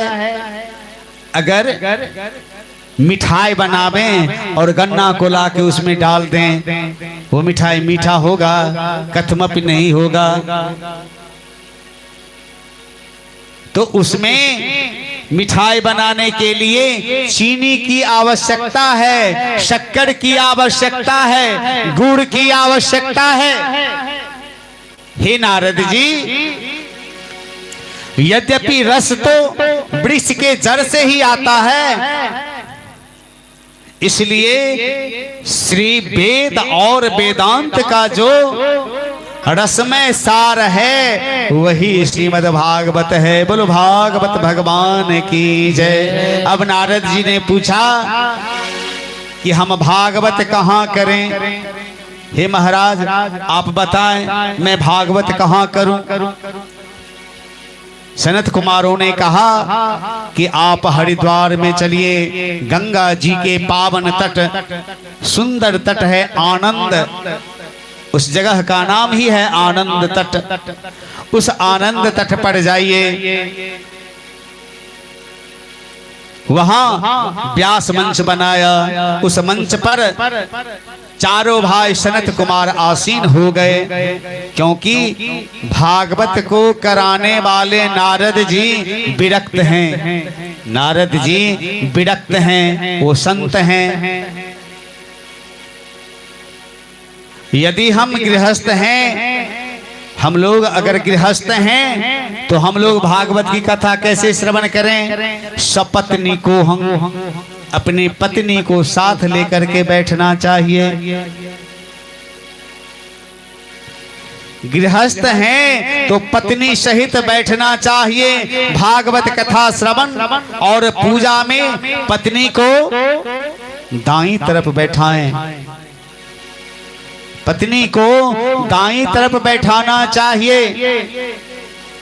लेकिन जब महात्मा हैं, महात्मा जी कथा श्रवण करेंगे तो पत्नी कहाँ से लाएंगे बेचारे? अब नारद जी तो महात्मा हैं, उनके पास तो पत्नी है नहीं, अब ये पत्नी कहाँ से लाएं? तो नारद जी क्या किए? अकेले बैठे और 3 आसन सामने लगा दिया भक्ति, ज्ञान और वैराग्य के लिए, और कहा कि हे भक्ति माता, आप आओ, आपके कष्ट के निवृत्ति के लिए हम श्रीमद् भागवत कथा का आयोजन कर रहे हैं, हम श्रीमद् भागवत कथा का श्रवण कर रहे हैं। भक्ति देवी अपने दोनों पुत्रों के साथ आई। नारद जी देखिए, हमारे आज शंकर बाबू कैसे यजमान बने हैं। शंकर बाबू से हमारी बातचीत, मैं नवरात्रा में आया था नेपाल में, तोपा बाजार में हम 11 दिन तक रहे हैं। नवरात्रा में श्रीमद् देवी भागवत की कथा हुई थी, वहीं हम लोगों से दर्शन बातचीत हुई और शंकर बाबू के यहाँ हम लोग आए हैं। और शंकर बाबू के बारे में क्या बताएं? एक ही शब्द इन्होंने हमसे कहा और मैंने कहा कि मैं आ रहा हूं, ठाकुर जी की कृपा होगी और आपके यहाँ गोविंद की कथा होगी और जय जय होगा। देखिए, वहां शौनक जी सूत जी को कथा सुना रहे हैं, यहाँ आगे कथा आएगी। अब नारद जी सनत कुमारों से कथा श्रवण कर रहे हैं और हमारे शंकर बाबू यहाँ हम लोग कथा सुन रहे हैं, हमसे कथा श्रवण कर रहे हैं। बोल भागवत भगवान की। तो पूर्व जन्म का संचित पुण्य जो है उसी का फल होता है श्रीमद् भागवत की कथा। सदा सेव्या श्रीमद् भागवती कथा यस्य श्रवण मात्रेण हरिश्चित्तं समाश्रयेत। ऐसे श्रीमद् भागवत की कथा शंकर बाबू के यहाँ आयोजित है। आज तो मुझे नहीं लग रहा है कि बहुत सारे लोग आए हैं। कम से कम जितने लोग कलश यात्रा में गए थे उनको निश्चित रूप से आकर के कथा श्रवण करना चाहिए था। आपके लिए अहोभाग्य है, आपके लिए सौभाग्य है कि आपके यहाँ श्रीमद् भागवत की कथा आज से प्रारंभ हुई है। अब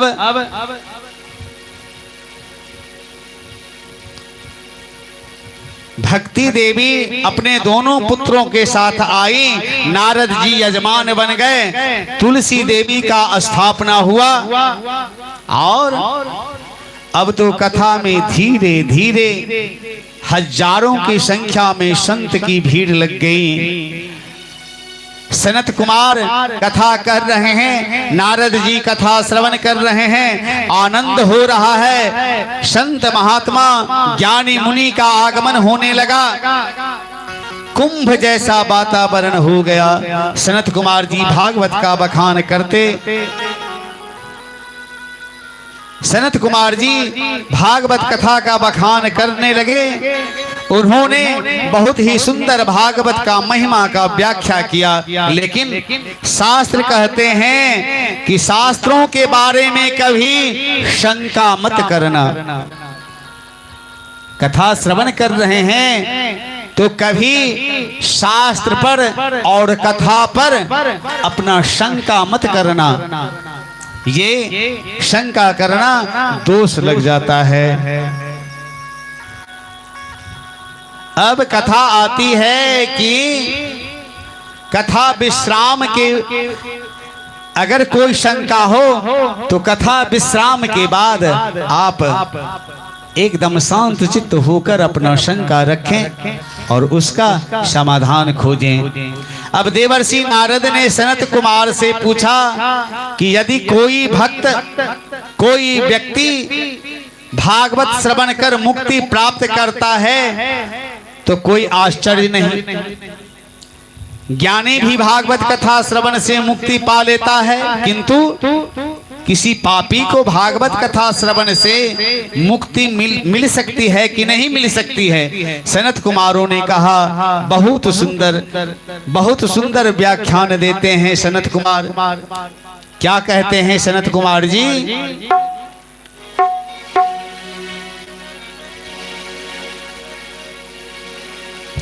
ये मानवाः पापकृतस्तु सर्वदा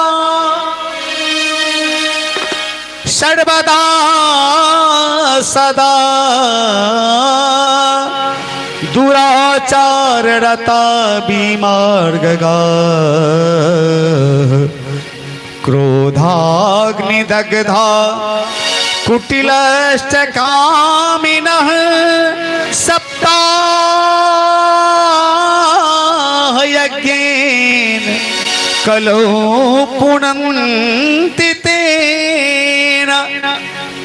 जिस मनुष्य ने जीवन में कभी सत्संग नहीं किया, जो दुराचार परायण है, जिसकी मनोवृत्ति दुराचार में बनी रही, क्रोध रूपी अग्नि में जो सदा जलता रहा, ऐसा दुराचारी पापी व्यक्ति भी किसी के द्वारा 7 दिनों तक यदि भागवत कथा सुन लिया तो निश्चित रूप से उसके जीवन में परिवर्तन आ जाता है। बोलो श्रीमद् भागवत महापुराण की जय। जिसका जीवन सत्य से हीन है, जो कभी सत्य नहीं बोलता, माता पिता की सेवा नहीं करता, ऐसे ऐसे लोग भी अगर भागवत कथा का श्रवण करते हैं तो उनका मुक्ति हो जाता है। नारद जी को कहते हैं सनत कुमार जी कि जिसने जीवन पर्यंत पाप कर्म ही किया और पाप धर्म करते करते उसकी मृत्यु हो गई हो और मरने के बाद भूत बन गया, प्रेत बन गया, पिशाच बन गया और उसके नाम से अगर भागवत कराएं तो वो भूत मृतात्मा जो है, वो जो प्रेत आत्मा है, वो भी पवित्र हो जाता है और मुक्त हो जाता है। नारद जी बोले महाराज ये बात हमारे समझ में नहीं आ रही कि जीवन पर्यंत पाप कर्म करने वाला व्यक्ति मरने के बाद प्रेत बनने वाला, उसका मुक्ति कैसे हो गया? ये भी संभव है क्या? बहुत सुंदर एक कथा सुनाते हैं, ध्यान से कथा श्रवण करेंगे। लेकिन इस बीच में आइए 2 मिनट भगवान नाम एक भजन।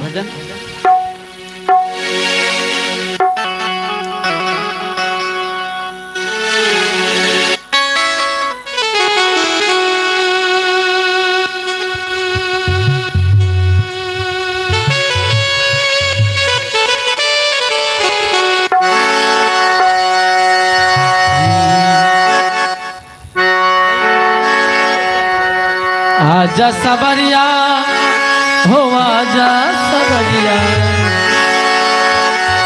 आजा सबरिया हो आजा सबरिया, सुनी है गोकुल नगरिया, आजा आजा सबरिया, सुनी है गोकुल नगरिया, आजा आजा सबरिया, हो आजा सबरिया, आजा सबरिया हो आजा सबरिया, सुनी है गोकुल नगरिया, आजा आजा सबरिया, सुनी है कंचनपुर नगरिया, आजा आजा सबरिया।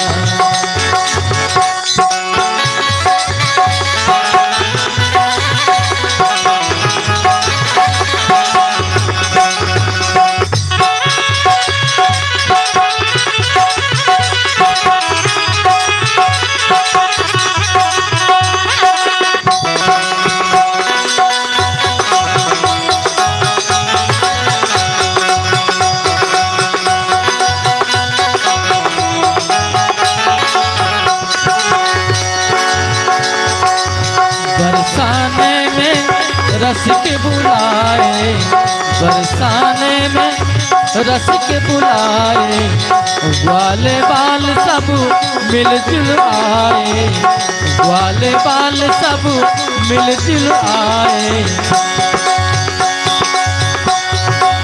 सखिया देखे डगरिया, आजा आजा सबरिया, सखिया देखे डगरिया, आजा आजा सबरिया।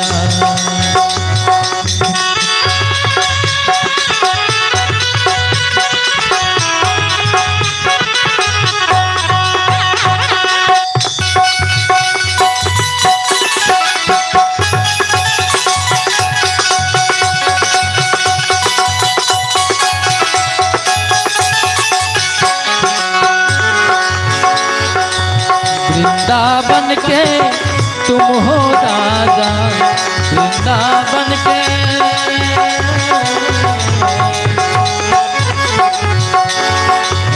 वृंदावन के तुम हो राजा, भक्तों को आज दर्श दिखा जा। जिनको बाकी बिहारी से आशीर्वाद चाहिए दोनों हाथ उठाएंगे ताली को बजाते हुए। आके बजा जा मुरलिया, आजा आजा सबरिया, आके बजा जा मुरलिया, आजा आजा सबरिया, आजा सबरिया हो आजा बिहरिया, आजा सबरिया हो आजा बिहरिया, सोनी है कंचनपुर नगरिया, आजा आजा सबरिया, सोनी है गोकुल नगरिया, आजा आजा सबरिया, सोनी है गोकुल नगरिया, आजा आजा सबरिया, सोनी है गोकुल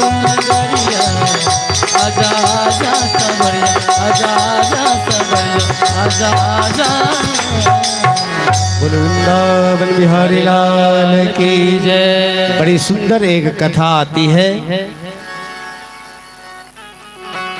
आज हम लोग श्रीमद् भागवत कथा के महात्म का ही दर्शन कर रहे हैं। इसी महात्म की कड़ी में ये कथा आती है कि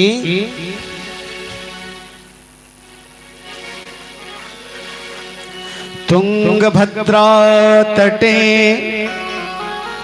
पूर्वं भूत्पद्मन्मोत्तमं यत्र वर्णा स्वधर्मेणि सत्य सत्कर्म तत्पराः। तुंगभद्रा नदी के किनारे एक बहुत सुंदर नगर था और उस नगर का नाम उत्तम नगर था। और उस उत्तम नगर में आत्मदेव नाम का एक ब्राह्मण रहते थे। आत्मदेव से बोले, आत्मदेव नाम का ब्राह्मण रहता है। और आत्मदेव कौन है? जो अपने आत्मा में देवत्व का दर्शन करें, उन्हीं का नाम आत्मदेव। जो अपने आत्मा में देवता का दर्शन करे, वो होते हैं आत्मदेव। अब ये जो आत्मदेव ब्राह्मण हैं, बड़े ही मृदुभाषी एवं सुशील हैं, कर्म कांड में प्रवीण हैं, बहुत बड़े विद्वान हैं। लेकिन जैसे अपने हैं विद्वान मृदुभाषी, बिल्कुल जो ब्राह्मण का गुण होता है, सभी गुणों से संपन्न थे आत्मदेव। लेकिन जैसे सद्गुण संपन्न पंडित जी हैं, बिल्कुल उनके उल्टे, उनके विपरीत उनकी स्त्री है। नाम भी बड़ा विचित्र है उनका। क्या नाम है? तो उनका नाम है धुंधली देवी। जैसा नाम है वैसा ही गुण, यथा नाम तथा गुण। ये जो धुंधली देवी हैं, इनमें एक भारी विशेषता है। माता बहनें ध्यान देना, ये जो धुंधली देवी हैं, इनमें बहुत भारी विशेषताएं हैं। और ये विशेषता उसी नारी में आ सकती है जिस पर भगवान की विशेष कृपा हो। धुंधली देवी की क्या विशेषता है बताऊं? धुंधली देवी का विशेषता है कि पति बेचारे दिन में, धुंधली देवी के जो पति हैं पंडित जी, वो दिन में क्या करते हैं? यजमान के यहाँ जाते हैं, पूजा पाठ कराते हैं, अनुष्ठान कराते हैं और शाम को घर वापस आते हैं। और यहाँ जो पंडितानी है धुंधली देवी, वो यहाँ घर में दिन भर पत्नी का साम्राज्य रहता है, यानी धुंधली देवी का साम्राज्य रहता है। कभी पड़ोसियों से झगड़ा कर लेती है, कभी सामने वाले से झगड़ा कर लेती है, कभी किसी से मनोरंजन कर ले। ये उनका रोज का धर्म था। उनका जो स्वभाव है बड़ा कड़कस स्वभाव। अगर कोई बात बोले तो बात में समझिए मिर्ची डाल दिया हो, ऐसी कड़कसा। लेकिन जब समझती सायंकाल को पंडित जी अब आने वाले हैं यजमान से, तब वो क्या करती? जैसे ही पंडित जी घर आए तो द्वार पर खड़े होकर हाथ जोड़कर ऐसा स्वागत करती कि मानो सती अनसुईया वही हो। ये विशेषता सब में नहीं रहती। ये बनावटी प्रेम जो है, ये बनावटी प्रेम इनमें कूट कूट कर भरा हुआ था। हमारे यहाँ बंगाल में एक कहावत है अति भक्ति चोरेर लक्षण। कोई अगर ज्यादा बनावटी प्रेम दिखाए, भक्ति दिखाए, तो समझो अंदर से कुछ गड़बड़ है। और गोस्वामी जी कहते हैं, उघर ही अंत न हो ही निबाहु,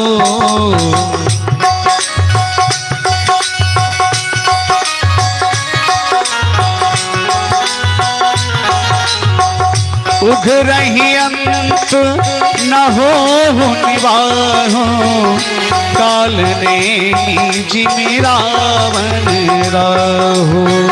श्री राम जय राम, जय जय राम, जय जय विघ्न हरण हनुमान, जय जय विघ्न हरण हनुमान। जहां बनावटी प्रेम है वो एक न एक दिन कालनेमी के जैसे निश्चित रूप से प्रकट रूप में आ जाता है। बनावटी जो है हमारे गोविंद को, हमारे परमात्मा को बनावटी प्रेम अच्छा नहीं लगता। कारण हमारे परमात्मा के यहाँ जाने के लिए, हमारे परमात्मा से मिलने के लिए पात्रता होनी चाहिए। और पात्रता क्या है? हमारे गोविंद से मिलने का, गोविंद से संबंध जोड़ने के लिए हमें क्या करना चाहिए? कपट वाला प्रेम कथमपि नहीं, ऐसा नहीं।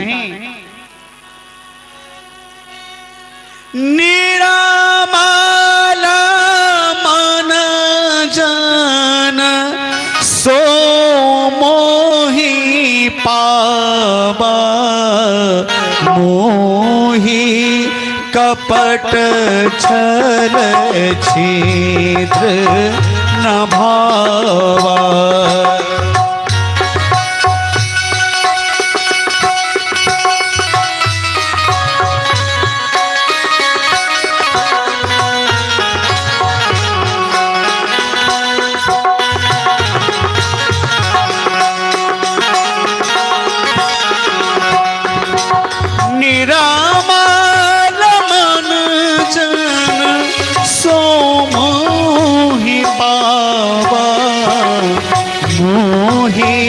कपट छल छिद्र न भावा, मोहि कपट छल छिद्र न भावा। सीता राम जय सीता राम, श्री राम जय राम, जय जय राम। गोविंद से मिलने के लिए हमारे परमात्मा कहते हैं कि तुम दिखावा मत करो। तुम जो बनावटी कर रहे हो, तुम जो बनावटी करते हो, ये ऊपर का जो प्रेम दिखाते हो, ये मुझे अच्छा नहीं लगता है। ऐसे भी होते हैं कि मन में कुछ और है, हाथ मिला लिया, दिल मिले या न मिले हाथ जरूर मिला लेते हैं लोग। ऐसा प्रेम गोविंद को पसंद नहीं। महाराज ऐसा है,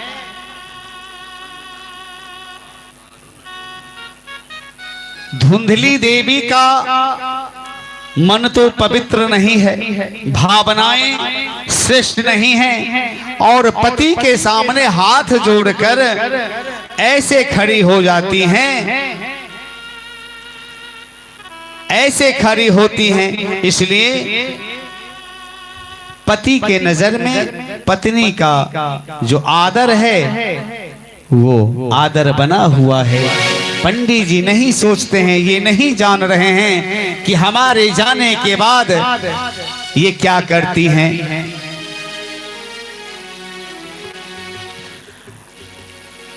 एक बात और, पंडित जी के घर में धन संपत्ति की कमी नहीं थी, लेकिन कमी क्या थी? तो पंडित जी के घर में संतान नहीं थे।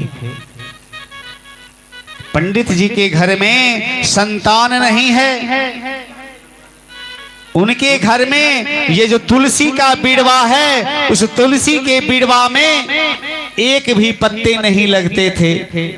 पंडित जी के यहाँ गाय हैं, पंडित जी के यहाँ गाय हैं, लेकिन गाय को बहुत दिन होने के बाद भी कोई बाछा बाछी नहीं हुआ था।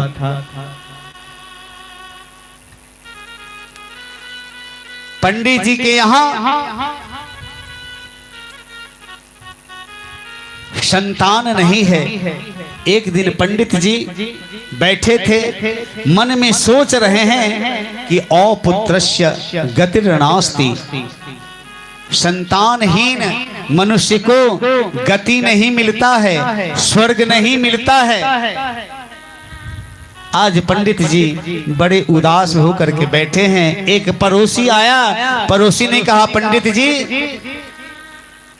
एक बात बताऊं, आप इतने बड़े विद्वान हैं, आप इतने कर्मकांड हैं, आप दो वेदज्ञ ब्राह्मण हैं, लेकिन आप बुरा नहीं माने, आपसे एक बात पूछता हूं। पंडित जी ने कहा, बोलिए क्या कहना चाहते हैं? पंडित जी, आपके घर में तुलसी के बीड़ा तो हैं, लेकिन तुलसी में पत्ते मैंने कभी नहीं देखा। पंडित जी कहते हैं, जल तो देते हैं, अब उसमें पत्ते नहीं आ रहे हैं, तो इसमें मेरा क्या दोष? अब दूसरे पड़ोसी आते हैं, पंडित जी इतनी सुंदर गाय है आपके यहाँ, इतने दिन हो गए आपके गाय के कोई बछड़ा बछड़ी नहीं हुआ। पंडित जी कहते हैं, महाराज सेवा तो नित्य करता हूं, सेवा में कोई कमी नहीं। अब ये बच्चे नहीं दे रहे, तो इसमें मेरा क्या दोष? पुनः एक पड़ोसी आते हैं, महाराज पंडित जी आपके यहाँ धन संपदा पूर्ण है, आप वेदज्ञ हैं, हे पंडित जी आप कर्मकांडी हैं, लेकिन आपके घर में कोई पुत्र नहीं है, इसीलिए आपकी गाय बांझ हो गई है। इसीलिए मुझे लगता है कि हे पंडित जी, इसीलिए आपके तुलसी के बीड़वा में पत्ते नहीं आते हैं। अब तो पंडित जी समझिए ग्लानि से भर गए। रात को जाते हैं शयन करने जाते हैं, तो बार बार यही व्यथा मन में आती है, अपुत्रस्य गतिर्नास्ति। रात में चिंता करते करते करते बेचैन हो जाते हैं और तुरंत भगवान का नाम स्मरण करते घर से विदा हो जाते हैं जंगल की तरफ। चाहे धूप हो चाहे छाँव हो, चाहे गाँव में रहो, राधा रमण राधा रमण राधा रमण कहो, राधा रमण राधा रमण राधा रमण कहो, राधा रमण राधा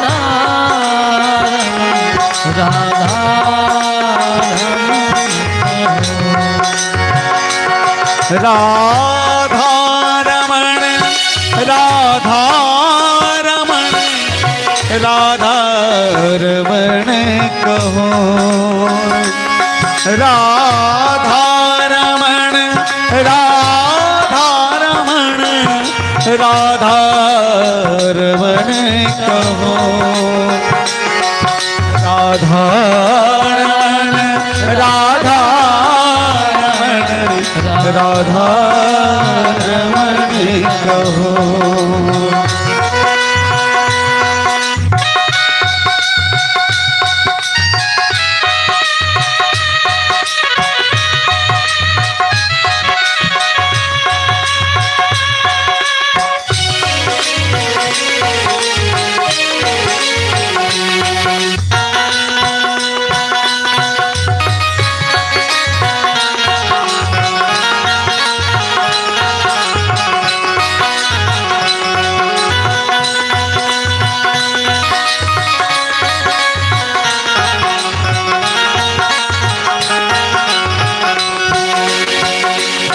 चाहे देश हो, हम अभी विदेश में हैं, हम अभी विदेश में हैं, लेकिन कैसे हैं? वो राधा रमन की ही कृपा है कि मैं यहाँ तक आया हूँ।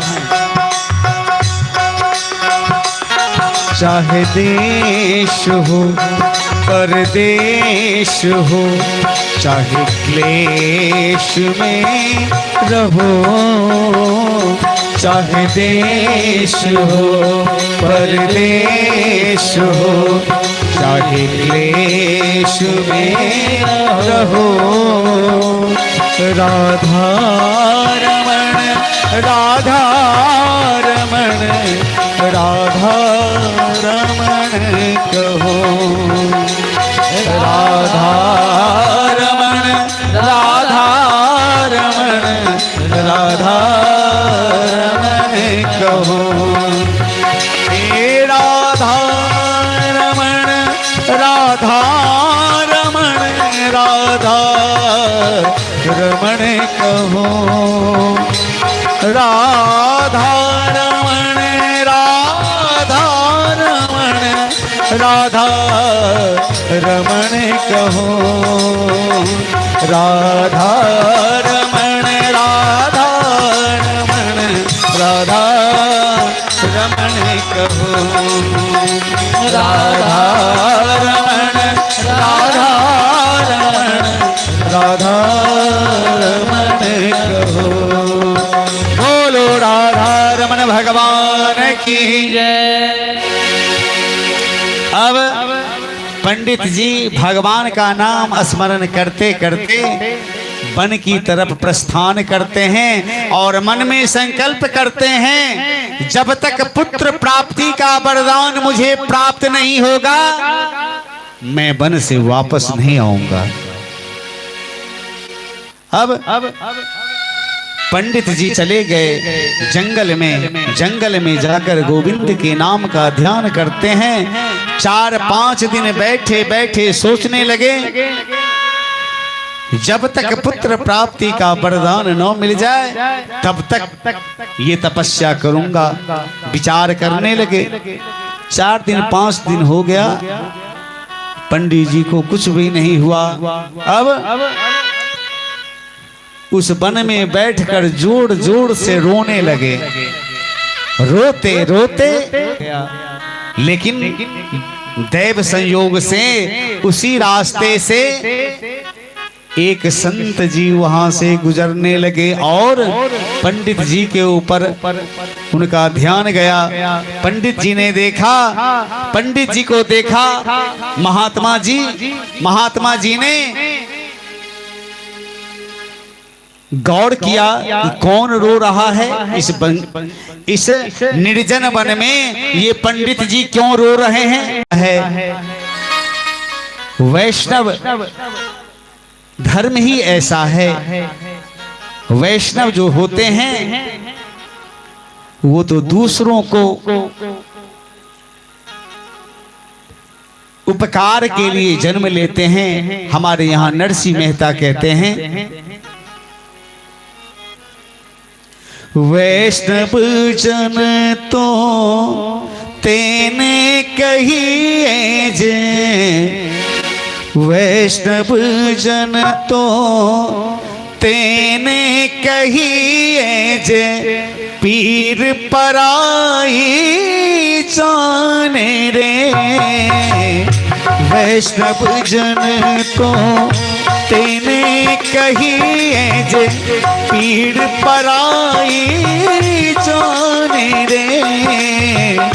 पर दुखे उपकार किए तोए, पर दुखे उपकार किए तोए मन अभिमान नाने रे। वैष्णव जन तो तेने कहिए, वैष्णव जन तो तेने कहिए। तो संत ऐसे होते हैं जो दूसरे का उपकार करते हैं। संत जी ने देखा पंडित जी को रोते हुए,